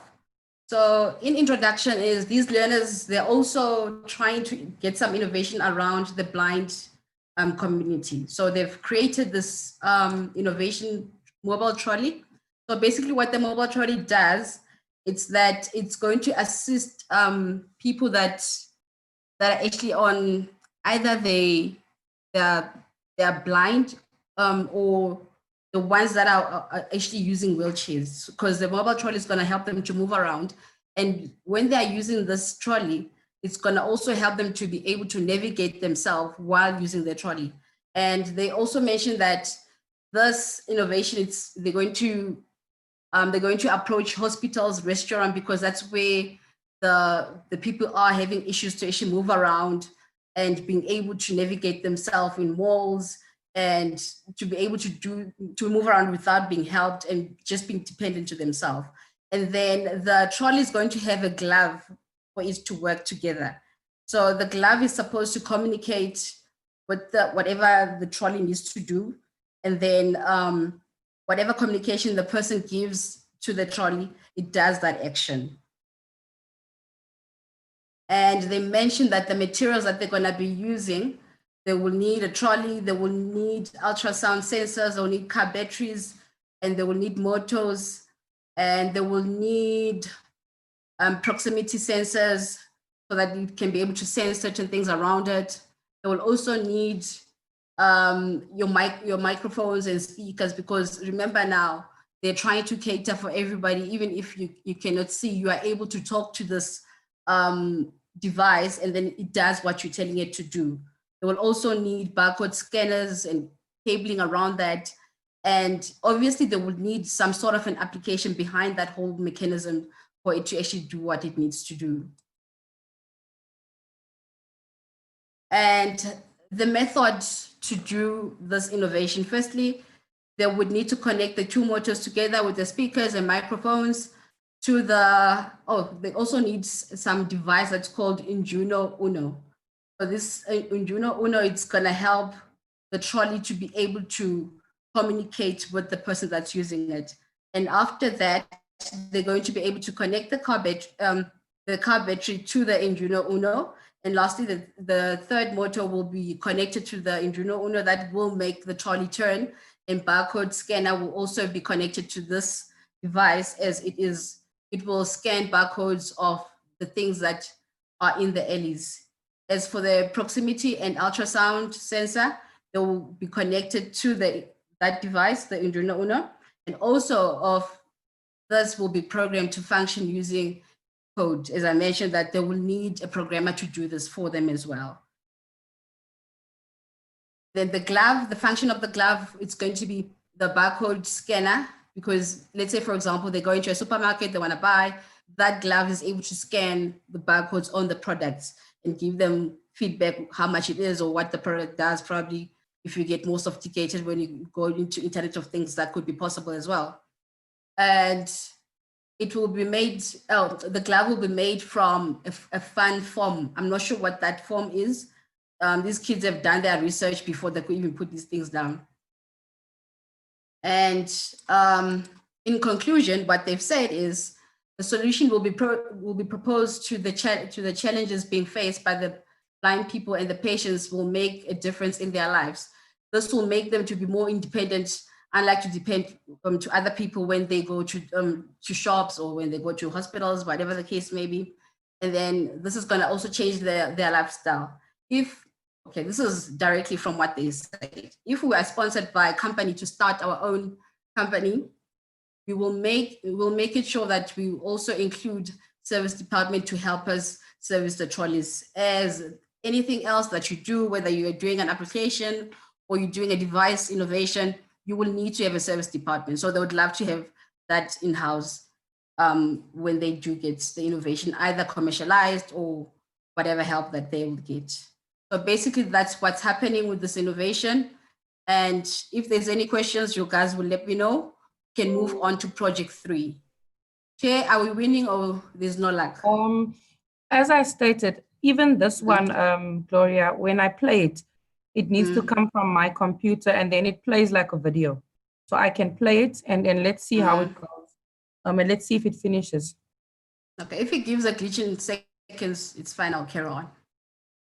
All right, let me play it and then we'll just listen to it. Okay. Can you see the screen? Not yet. Hi, my name is numbered by partners in running Kenya. We are both in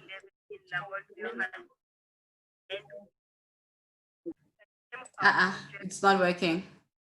EP, we can't see anything, we can just hear the voice. All right. You can't share just like the idea, like the picture, the first slide, just that. Don't play, don't make it play.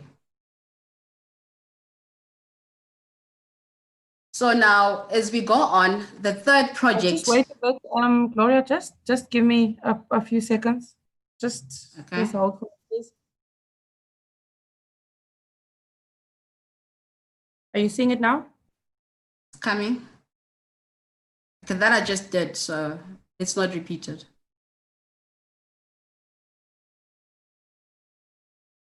Now we're working on the bra, the transparent bra.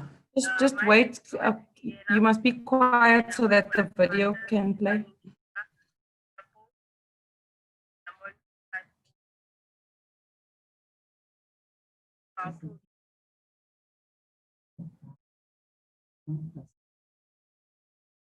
So in our diverse countries of Africa, much kindness is visual impairment, moderate visual impairment, and blind people, which is they will want that way and for their blindness in their latest time. So our problem is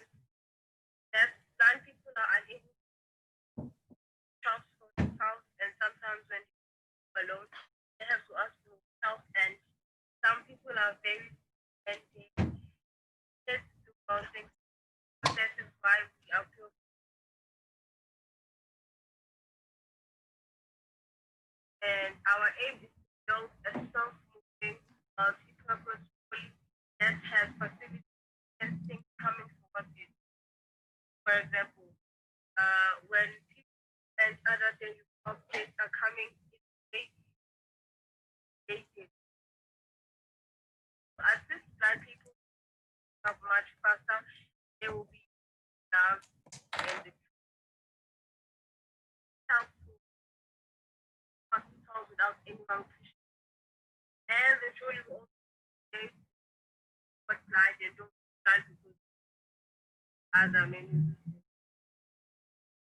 difficulties, hospitals and restaurants.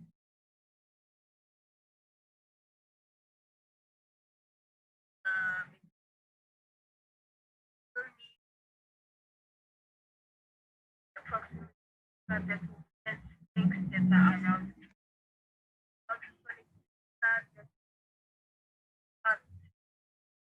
carpentry, however, outdoor that is object that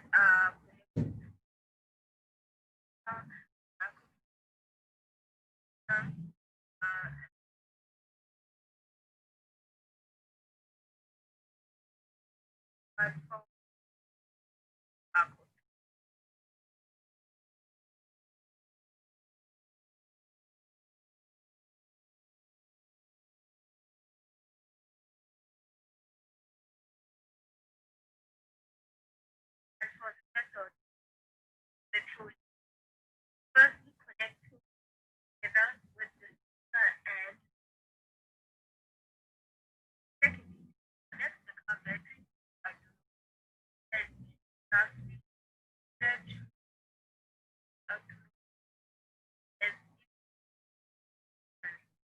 and then barcode together will open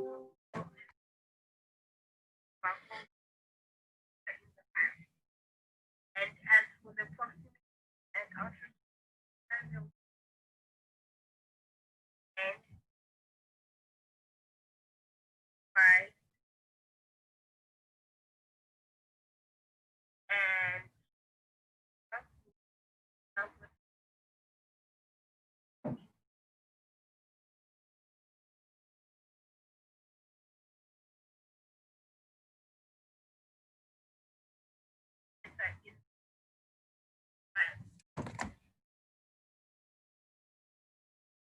conclusion, the solution we have proposed to the challenges by blind people and patients will make difference in their lives. For example, saving time, passions, and making them more independent. That will make them adjust in everyday life. We actually sponsored by a company to start our own company.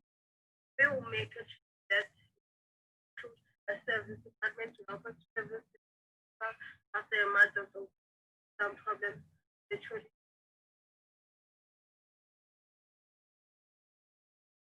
All references can move up to this application. Other is a output center.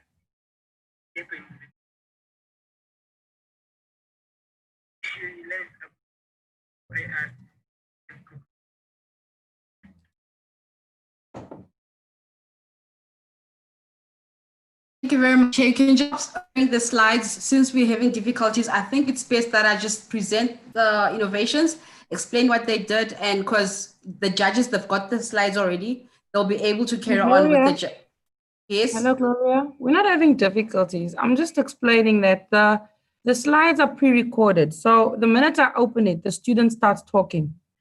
Also, if they don't talk, you can also read the slides. So I can still play it. It would just there's volume issues because the slides are not recorded on maximum volume. It's fine. So don't share the slides I can because the load volume is last gonna one. come. No, don't share the slides, Che. It's fine. All right. Because we're gonna still have issues for the coming 30 minutes if we just carry on like that. Thank you very much, Che. Thank you very much for that. I think everybody has had a nutshell of that innovation. That's the one that I explained just before Che started playing it. Our third project, this project is done by two females, Charmaine and Letty. They are from Ivory Park High in Tembisa. The innovation is a transparent bra. That's what these two ladies have came up with. So basically, these are grade 11 learners. As I mentioned to you, that our learners are from grade 9 and 12.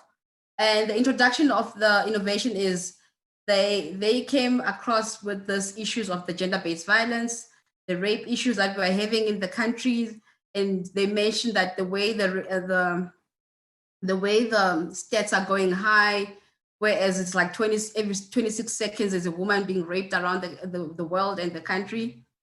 So that's the reason why they came up with this idea. And their idea is mainly for females because it's a bra. So it will not be able to cater for men who are being affected by gender-based violence. And the method of them on how they're gonna do this innovation, it's going to be more of either a leather bra or any type of bra. So they're going to have a panic button on the bra.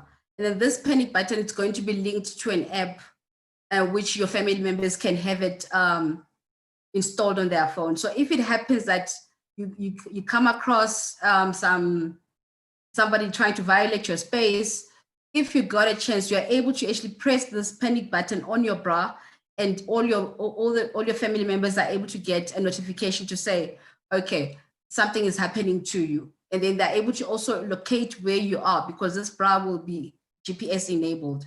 And they also mentioned that they would like to have this panic button to be linked to the police station so that if it happens that someone presses it, it also alerts the police that someone is in danger or someone is being raped or whatever the case may be.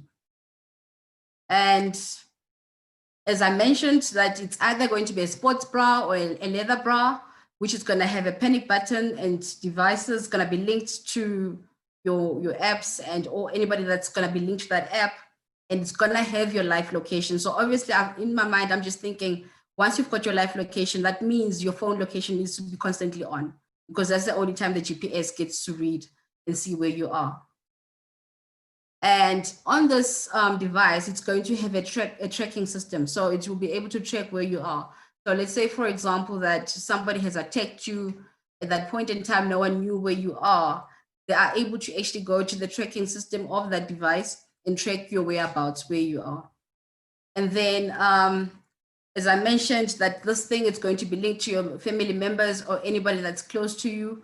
So if anything happens somewhere, somehow, they're going to be triggered that something has happened to this person. We haven't, or probably if your battery dies or something happens, it's going to be able to alert you that something is wrong with this device. What happened? So basically, that's what these two ladies have done. If there's any questions from the judges, you guys will let me know, and then I can just address the questions. But I believe that on the recordings, because these kids that did the recordings themselves, they were able to actually explain further. Me as being the middle person, I'm not sure if I am articulating the message across properly. Okay, so as we move on, we're going to move on to project 3. Project 3, it's done by 3 students. These students are from the Free State Province. And these are the ones that I was mentioning to you guys that they are already thinking business. They want to open a company that's going to be called Polo. It's going to be very hard for me to pronounce that. It's called Polokeho Techno Design. That's going to be their company name. So these students, what they've designed is they've designed a clip-on innovation.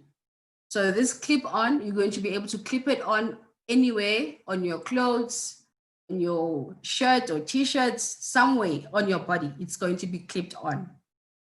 And it's the 3 students. Their names is Tiriso Lakawota, and we've got Kadina, we've got Itumeleng. The introduction. The introduction is that with the current GBV that's occurring, that's the reason why they've came up with this idea, and they believe that this innovation is going to assist the society to avoid furthermore incidents that are currently happening. The problem that they're resolving, they say that many women or females are being abused by their husbands or their loved ones or their intimate partners, and then they have no power to defend themselves. That's the problem they've identified. The solution is the clip-on device that they're going to be innovating. And then they've also, this group has done phenomenal work, guys. I just wish you could even see the slides. These students, they have even identified competitors. At that age, I don't think anybody or none of us, when we were thinking we're gonna be doing business when we grow up, we never thought of this whole stream of knowing your competitors, knowing your revenue streams, but these kids have done that. They've identified their competitors, which is the Namulas, and what makes it different is that the Namulas, that's what they say, the value proposition is that it needs a certain amount every month for you to have a Namula app. And they've also mentioned the value proposition, as I mentioned, that this device is going to help to save women's life with just a simple device to press when there is danger around you. So it's similar that you need to press the device, however, it's just a clip on if you're under danger, and then you need to press the device, and then it also alerts the police. They will link it with that database, and obviously it's either be linked with it's going to be a global linkage, whereas even if you're not in the same province that you stay in, you're able to actually click on that and get some help. And they've also spoke about IP.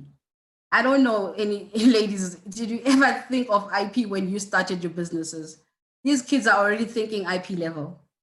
They're thinking that they need to be able to cover their IP, protect it, and also be able to protect their trademark. They've researched and had methods and processes on how they're going to do that. And they've also done a research on their target market. They've identified that their target market is going to be females. They are looking to partner with the government departments to assist them to distribute this clip-on idea, And they've also came up with your marketing strategies, how they're gonna do marketing. They're gonna advertise this on social media. They're gonna be able to do some surveys and find out what's the requirement, what are the ladies looking for. They've got that all in writing, they're gonna be doing that. And they're gonna find ways how they're gonna plan the launch and all that. And they also have a breakdown of their finance, what is required for them to do the one device. And in total, for them to be able to do this device, they need at least 678.85 cents. That's the amount they need to get so that they'll be able to do, just to design, make a working object for this clip-on. And also stated the expenses. I'm not really gonna go too much into it. And they also explained what are they gonna be the cost of sales every month they're gonna accumulate. They've got that all in details, but the judges have detailed slides. So I think that will also help them to make more informed decision when they doing the judging criteria. And that's it from this too. And if there's any questions, the judges will let me know, or if they haven't got the slides, just let me know. And just in essence of time, we're going to move on to our last project. The last project, it is done by Lihlogonono Lihlogonono Masemula. He's a grade 10 learner. He is from Mpumalanga. And then this grade 10 learner, what he's done is he's done a smart stick. A smart stick, this is going to be used by the blind community. So Stephen has given us more details, what inspired him, why did he decide to do the stick, and he's done intensive research of how the Braille has started and how he can move from the Braille innovation to the stick thing. And then the problem statement that he's identified is, the problem is that South Africa people don't know that blind people are facing a high death rate. So his solution is to resolve that problem. He came up with this idea of helping blind people using stick whenever they are traveling by foot so that they'll be able to identify a dangerous object when they're traveling. And then the aim of his innovation is to do this innovation to decrease and reduce the death rate of the blind people. That's his aim. And then, as I mentioned, that the reason of this, he wants to reduce the death rate of blind people on the road, is mostly that's where they get either bumped by cars because they didn't hear the cars or they didn't see the cars, whatever the case may be. And then the solution is that the newest invention called the Blind People Smart Stick, that's the name of his innovation. He's already got a name, ladies and gents. Which could help decrease the death rate of blind people. It is well known that South Africa is facing a high rate of road accidents, and that could be very dangerous for blind people. So that's the solution that is giving to these to this community. And then the material that is gonna need, he mentioned that it's gonna need a solid iron pipe, plastic pipe, rubber, and a battery, so that this stick is going to be proactive and interactive to the owner. And he has done an intensive data analysis, this student. He's done more like a survey around his community. What would people require? What would be the best way to innovate this idea? He's done that analysis. And he's given us the results in different years in terms of this death. And then if there's any limitations, he also mentioned that the main challenge faced when trying to make the project was finding an ultrasound sensor, which will send a wave when coming across a person and when coming across a pothole. So this is one of the challenges that the student has faced, so that if he has to do this innovation, he's going to struggle to get ultrasound sensors. And then in conclusion of this innovation, he says that people do know that there is a simple and easy way of helping blind people using the smart stick. Will be a realistic way to be helping blind people. The smart stick does prove to be a great solution. So I've presented all our project guys. As I mentioned, there's only 5 projects. However, it's got groups in between. That's the reason why DP said that there's 10 students. So I'm not sure if there's any questions from the judges' side. If you guys need any clarity on how these innovations are done, you will let me know. So as we move on, I'm just gonna have a discussion about the sponsors, who has sponsored this event, who's going to sponsor who's gonna sponsor the prizes that the students are going to take home with. As you can see on that screen there, that's a list of our sponsors. So the first prize sponsor, it's an organization called Funda Programming Yesintu. This organization is our first prize sponsors. They have sponsored us with a 6 months training program, which the main winner will be given to. They will need to be attending these trainings. It depends wherever they are. It's either going to be online, or they will make some sort of an arrangement with this organization. They will be learning programming skills, how to package their product for the market. If they need any career guidance or career grooming, this organization is going to be helping these students. So basically what the organization does is they are skills development, teaching non-technical or technical people that are interested in technology on how to use different programming languages, different other technology careers, on how to move into different careers, your different fields in IT. So this organization is going to help the first prize winners on that. And then the second prize, it's going to be sponsored by an organization called L'Evolution. What L'Evolution does is it's going to give this either group of student or the student a life coaching, which will be given for a certain period, of which they're going to also facilitate that part in terms of how they're going to do it. It's going to be an online or whatever the case may be. All the logistics will be discussed with the Revolution group. So what Revolution is, it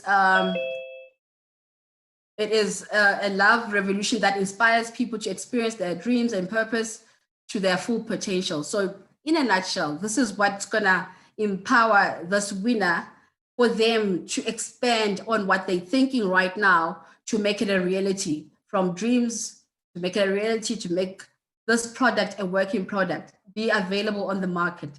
So Revolution will assist that second prize winner with that.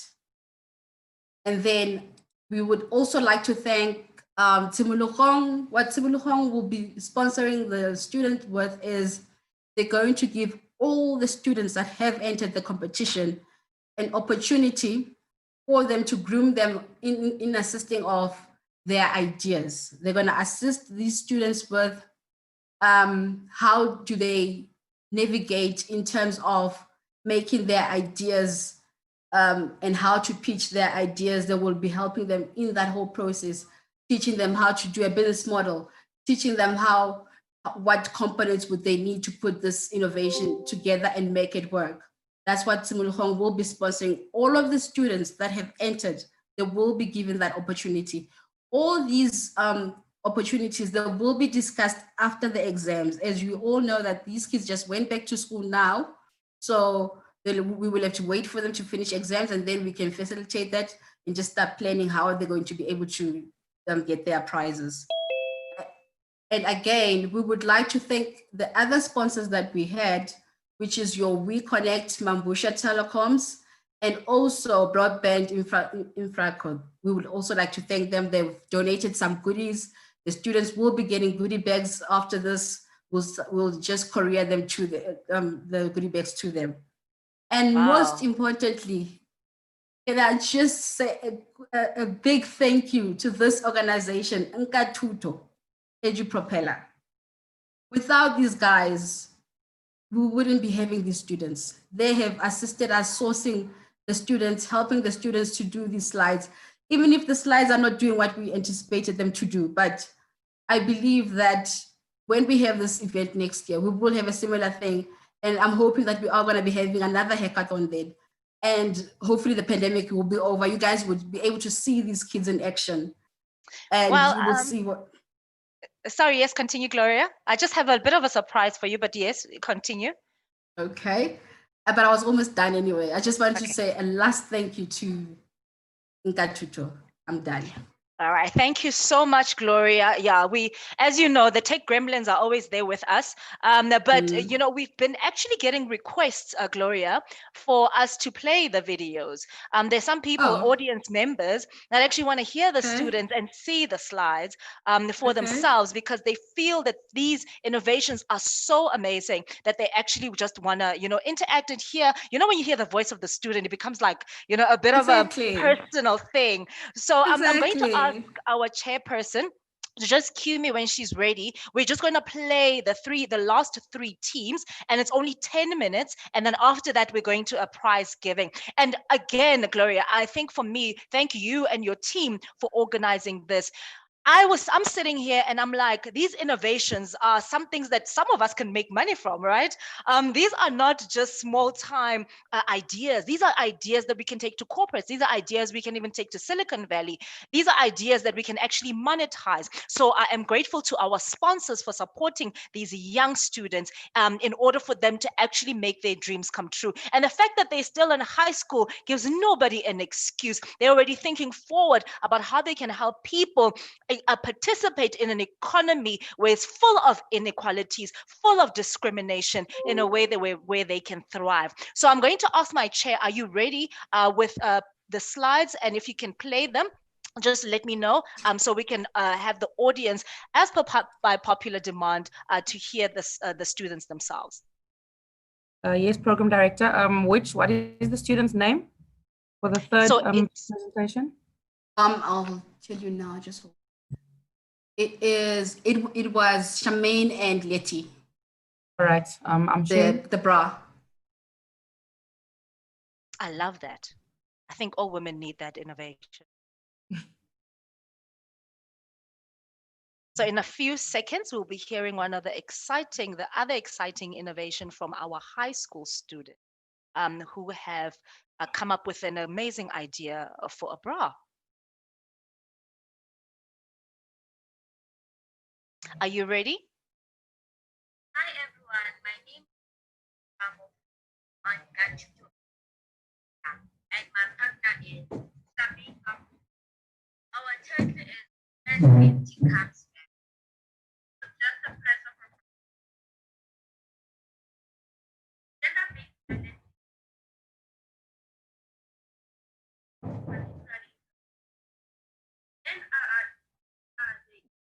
identify and such gender-based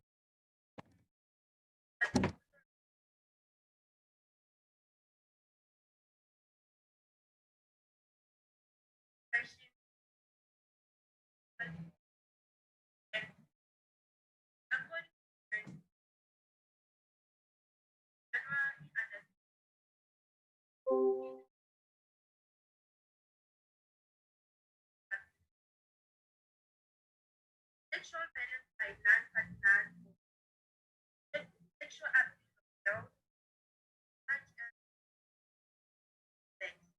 After such traumatizing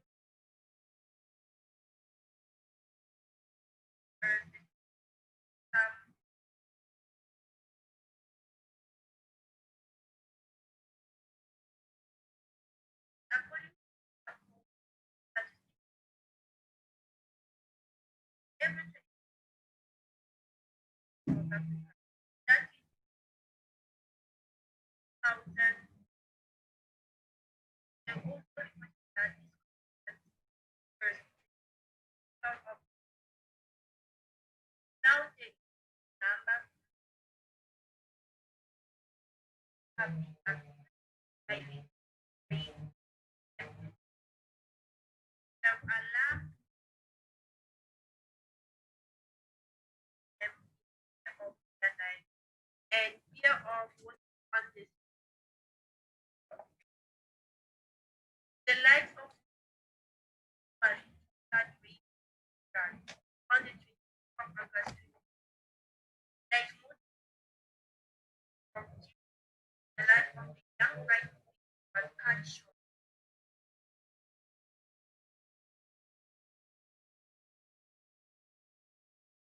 The country is applying every possible purpose and that comes. And some programs of awareness of spring health and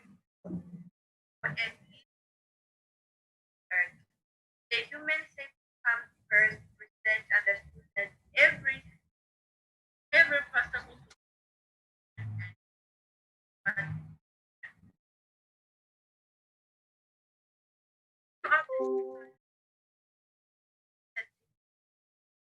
get to expensive kinds of especially those that live outside the solution will further help prevent confidence and freedom of working on this. Panic button will connect to the number of specified devices of those who receive an alert message stating that you need help.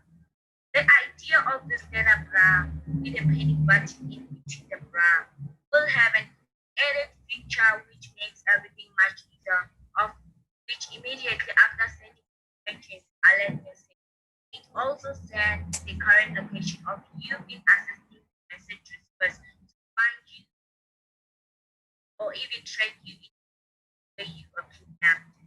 With confidence because if they subconsciously know that if there is a solution in their brain that can get some of the treaters men are suspicious of and or feel technique when they are outside their home. Hypothesis 1.1.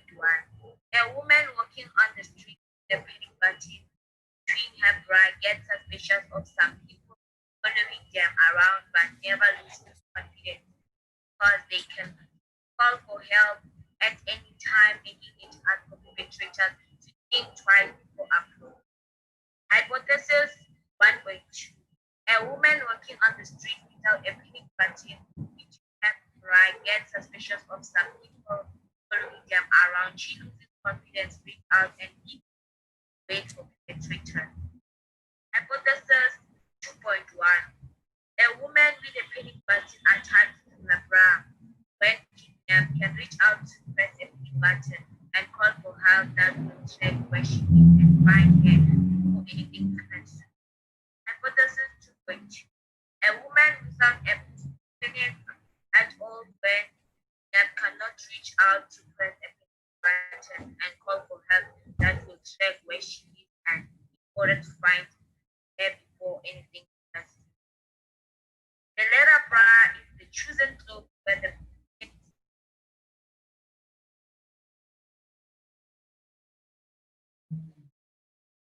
button can be attached to the last button set for any bicycle.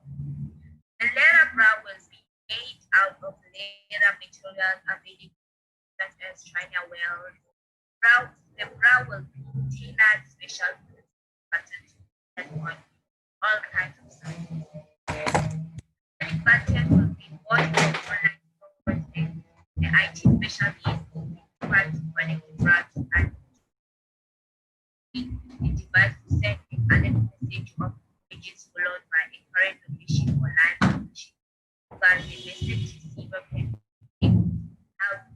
out. Conclusion with this project, the idea of using technology to prevent those kinds of things will also contribute towards the goals of human rights in South Africa. The project will require not just land but also hard work and collaboration with IT.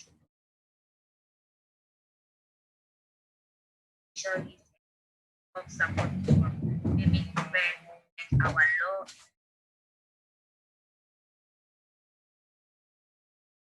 I thank you. Thank you, Chair. The next slide is going to be Project 4, which is done by the team from Free State, Polokeho Techno Design.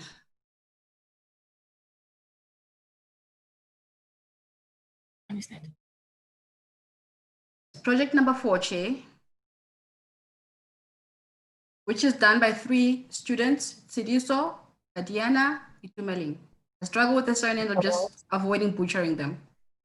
I have it. Let me just open. It's the Polokeo Techno device. Yes. I also don't know. It's Pologelo. There you go, Program Director. Thank you.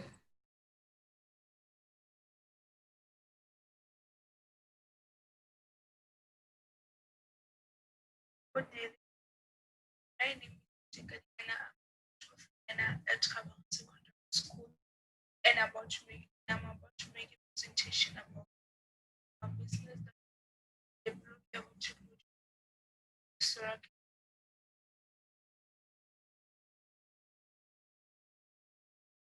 I'm about presentation of business that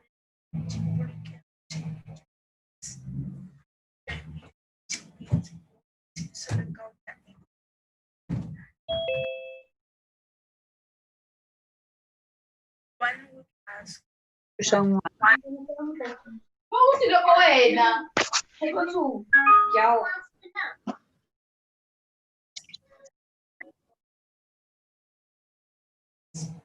also say achieve our conditions that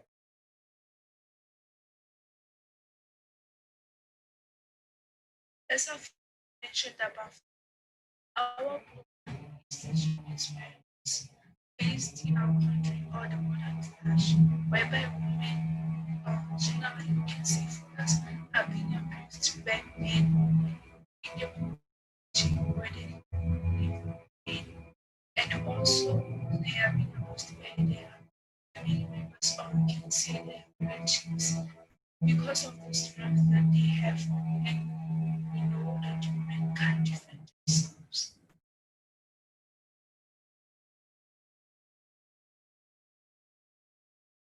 To fight this gender-based violence that occurs on a daily basis or to stop it, here in my teammates, we have come up with a solution, creating a small device that will just need to be pressed whenever a person is in danger or she suspects something that is going to happen. This device I'm talking about is a clip-on that we want it to be multi-alerting, meaning that we want it to be alerting the police, we want it to be alerting the medical assistants, we want it to be alerting the security companies. All these people are the people we are willing to work with so that our people's lives will be saved.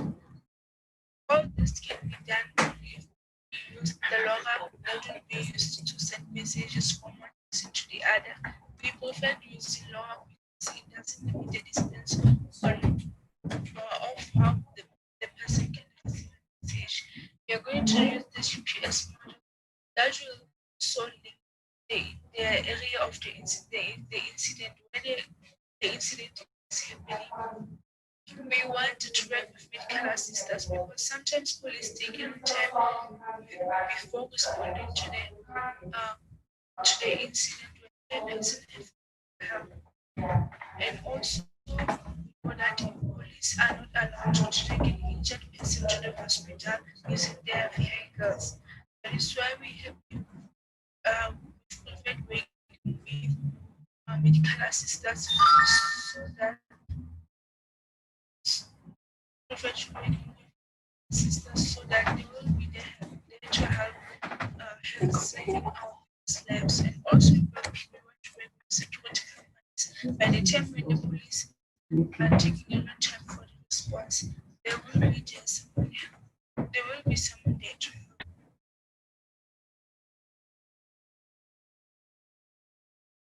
There's a kind of a sketch that we are talking about. This is kind of a clipboard that we have. It's just an example, but not the exact clipboard that we wanna create. Decided to make it clipboard as it is small, and whenever you sit, you it whenever you like, whenever you press it, no one will easily realize that you are trying to find help.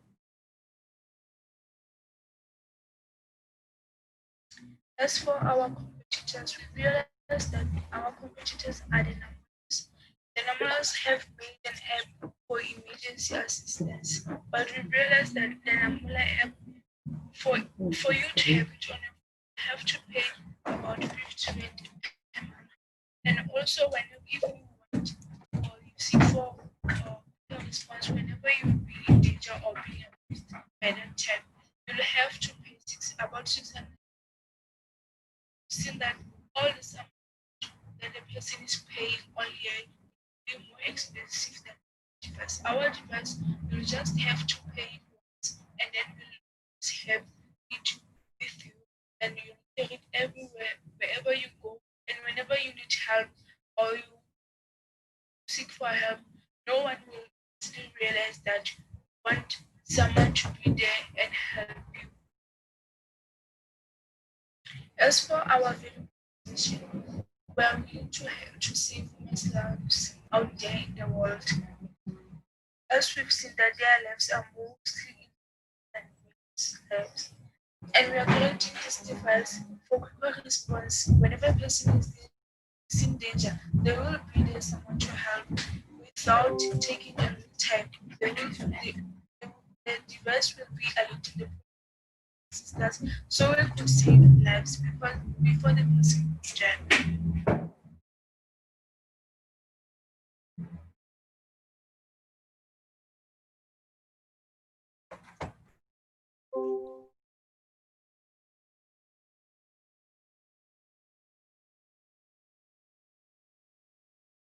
Intellectual property is the trademark and the processes. Methods and processes is the logger that we want to use for the communication, for the response, for the message to be sent to the people that seeking jobs that will be there to help our people when they are being abused.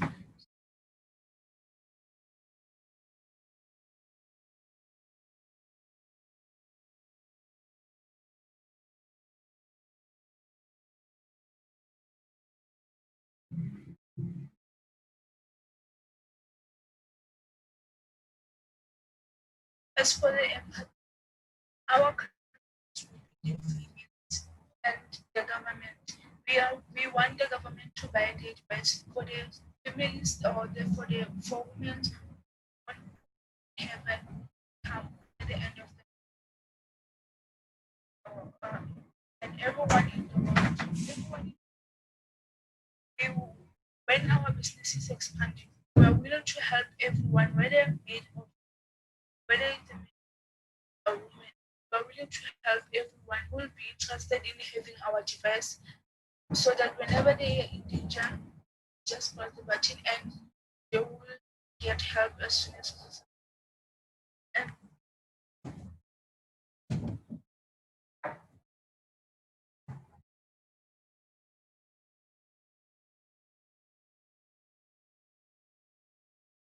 our target markets are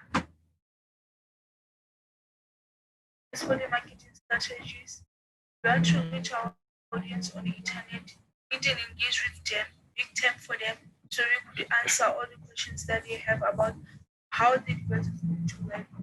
And we want to give them every information they will want to know about our device.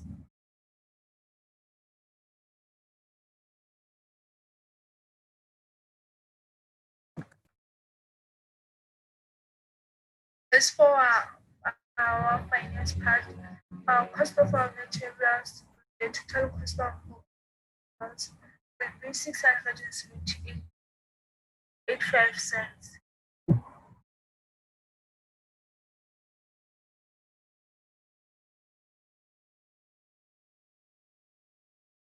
The expenses, which are the overall expenses, rent about 1.5 rent. The salaries which are going to cost 8,000 rand. Telephone and data which are going to cost 500 rand. Our sales are going to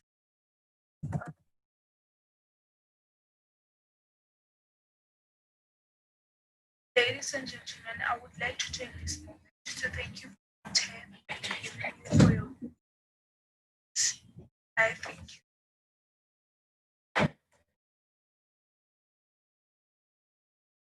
Thank you very much, Chair, for that.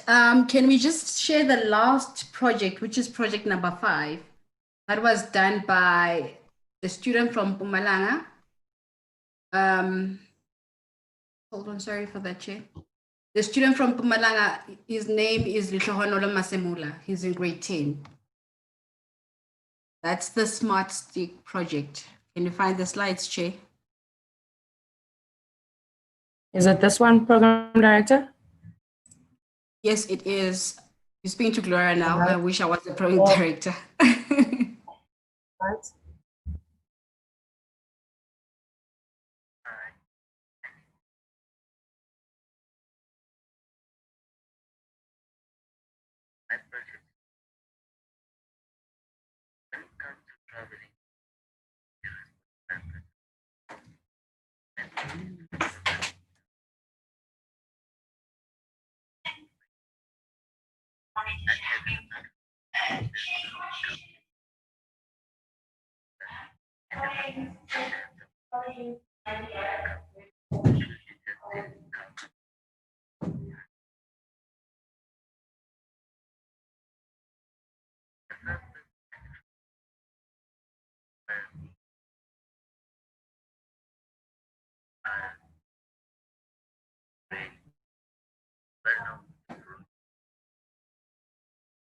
Not as much like the French man Louis Freire. Like Dr. William Freire was not applied and he lost his eyesight after an incident with our changed life and as others.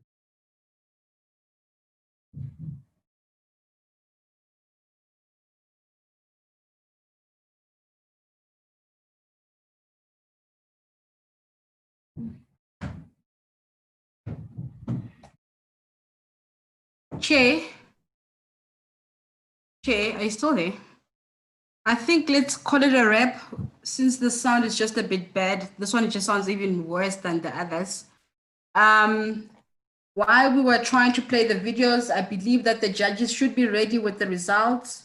They should be able to tell us who are our winners for today. And that will be all from me. I would love to hand this back to Program Director to facilitate the winnings. Thank you very much for the opportunity. Thank you so much, Gloria, and the students. Thank you so much for your effort. I'm truly inspired again by the innovation that came from, the different learners. And I'm so excited that we're going to be working with these learners moving forward to take these ideas and make them into reality. As we specified, can we please respect their IP and ensure that we allow these students to be able to get these ideas into fruition? If you are on this platform and you know anyone that can help any one of these students as well to get these ideas and make sure that they become reality, please contact us on the platform and we will ensure that we actually engage further.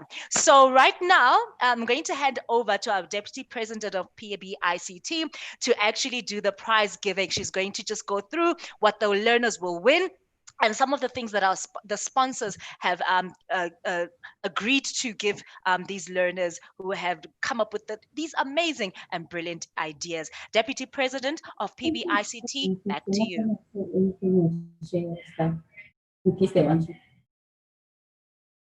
Deputy President? Yes, there you are. Yeah, thank you so much. Thank you so much. Can you stop the screen sharing, please, Steph?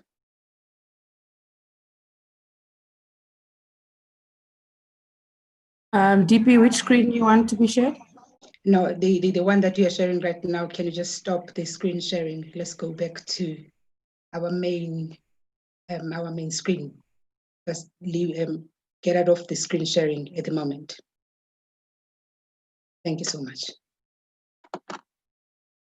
Well, thank you so much, ladies and gentlemen. It has been such a long day today.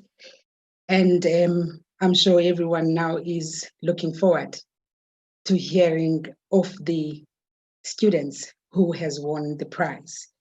But luckily, we all the students have won something because believe you me, I've been very much inspired by what these young kids could come up and think around the issues of GBV as well as around the issues of disability. It is a pity that we could not have them here. Like as we were planning, we thought they were going to be here to do the presentation themselves. It also is a pity that our videos could not play the way that we would have wanted them to play. But all the same, we tried our level best to see what is it that we can be able to, our students can be able to do for us. So as I am getting information from our judges, and I've been thinking, what exactly are they going to be doing? What is going to be their criteria? And because their work has actually been quite difficult, the three judges that I am thanking for. Gloria has already mentioned that what is it that we're going to be giving out to our number one. The people who, or the kids who are winning the first prize are going to be getting a software engineering and development training for 6 months that is going to be sponsored by Funda eProgramming Ngesinto, one of our sponsors. The second prize, they are going to be getting a life coaching and career path coaching, which is sponsored by Love Lucian, one of our sponsors as well. At the same time, all the participants will receive goodie bags that are coming from WeConnect Idea to Validation Workshop, sponsored by Chimulo Hong. The workshops to be arranged after the final examinations. That is what we are going to be giving the students. They're going to be having those goodie bags that are coming. We have sponsorship from BBI. We've got sponsorship from, I would love to be these students now to get those goodie bags. We can't wait to package them as well as to ship them to where the students are at, because we're going to be posting them to as soon as possible. Without wasting much time, this is what has been sent to me in as far as who has won. And at the judges, if I am not representing you well in as far as explaining this, please, one of you, Janice, Zinzi, please come through and let us know, as well as Nombulelo. This is what we have sent to me. This is your work, and you want me to present it myself. Those in the second place, because we've got only 2 winners, those in the second place, it's Project 1, Navigation for the Blind. The learner there her name is Nelisiwe Deyi from KZN, grade 11. The first prize goes to Project 3, the Transparent Bra. That was presented by Charmaine Mabungu and Piti, is it Piti? It should be Pretty Chamo from Ivory Park High School. Those are our winners for today. And as I say, everybody else is going to be getting a goodie bag. We'd like to thank all the students for their participation. And we're actually looking forward to having them face to face and them having to present this for us, because I do feel that we did not really do much justice to their very good innovation ideas. Had it not been for the fact that we are under lockdown, the corona, we would have had our kids, would have flown them from all over the show to come and be here if we are going to be hosting this event here in Gauteng or any of the provinces. So today, unfortunately, we had all these glitches, but we still could be able to hear. And I'm very excited to have these kids that we are going to be journeying with and partnering with them and ensuring that hopefully those who are coming from a corporate who are amongst us now, they have listened and they would love to assist these kids going forward. With that, I'm going to be handing over to you, Program Director. Before I do that, I'd like to thank everyone for coming through. Today, I know that you spent a lot of time with us. You would have had other things that I wanted for you to do, but you decided to grace us with your presence. As you can see from PBICT, for us, we know that children are our future. Hence, we wanted the kids to be the ones who are coming up with these innovations, because they know what is it that they are looking for. They know what is it that they would want to see going forward. We, as the elders, now we should be handing the baton over to them.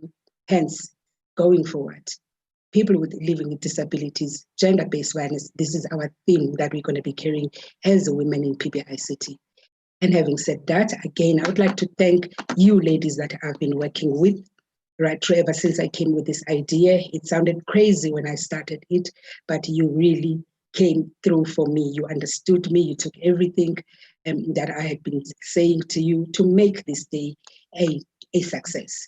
Thank you so much, Chairperson Stephanie, Dr. Sibongiseni, Tumedisho, our beautiful program director, Gloria, for your hard work. Sophie, there's so much work that you put it through. I know, we've been talking right through. Zinzi, I call you my little sweetheart. Thank you so much. Janice, you're beautiful. Nombulelo, thank you so much for all the work that you ladies have done to support me. I'm going to hand over to you, Program Director. Of course, I'm sure you will also, as you close, you will also thank everyone who has come and who has been here with us. And I would have hoped that our president, who thought probably will say a word or two before we switch off, he is here as well. Over to you again, back, Program Director. Thank you so much. Thank you, Deputy President of PBICT, Ms. Zine Ngukwana. And for me, I feel like today has been such a day of thought-provoking conversation, a day where we've been challenged in many different areas, a day where we've also been inspired, and we've seen the level of the speakers that we've had on this program. And those are the speakers that we are going to be journeying with moving forward. But I am also excited for the students as well. I mean, they could, give me a run for my money when it comes to pitching. They had everything bedded down in terms of how to execute on a perfect pitch. So thank you for that. Thank you for our sponsors as well for coming through and participating. I'd just like to note all of our speakers, Ms. Stephanie Lockman, Dr. Sibongiseni Todzajane, Ms. Joannie Fredericks, Ms. Zukwisa Nzo, Ms. Komudzo Mutsidi, Puti, Manguba, Buitumelo, Maine, to all the sponsors and to everyone that's been participating here. And I'd like to thank you for your interactions. Thank you for being here, being present. Thank you for engaging with us and honoring us. Thank you for spending your time. We don't take it lightly. And we know that moving forward, please, please, please, if you want to join PBICT, please go to our website and just click on join, put in your details, and help us be part of the movement. 3,000 organizations that are part of this movement that is looking to give access and ownership to every single business and every single ICT professional who wants to make their mark. Just go to pbict.org.za and make your mark and take this journey with us today. As for me, Dumedi Solubelo, aka Digital Queen, it's been great to be your moderator, your hostess, and I look forward to many more events that we're definitely going to have moving forward.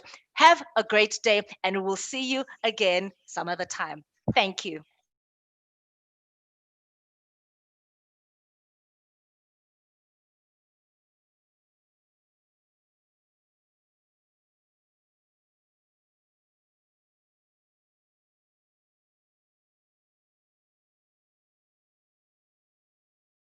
Thank you so much. I thought Tumi has already done that. But yes, I'm declaring that this session now is over. And thank you again to everyone who had joined us. And yes, we're looking forward to having more events with you. Thank you, thank you, thank you to our speakers. Thank you to everyone from the bottom of my heart. Goodbye. Bye.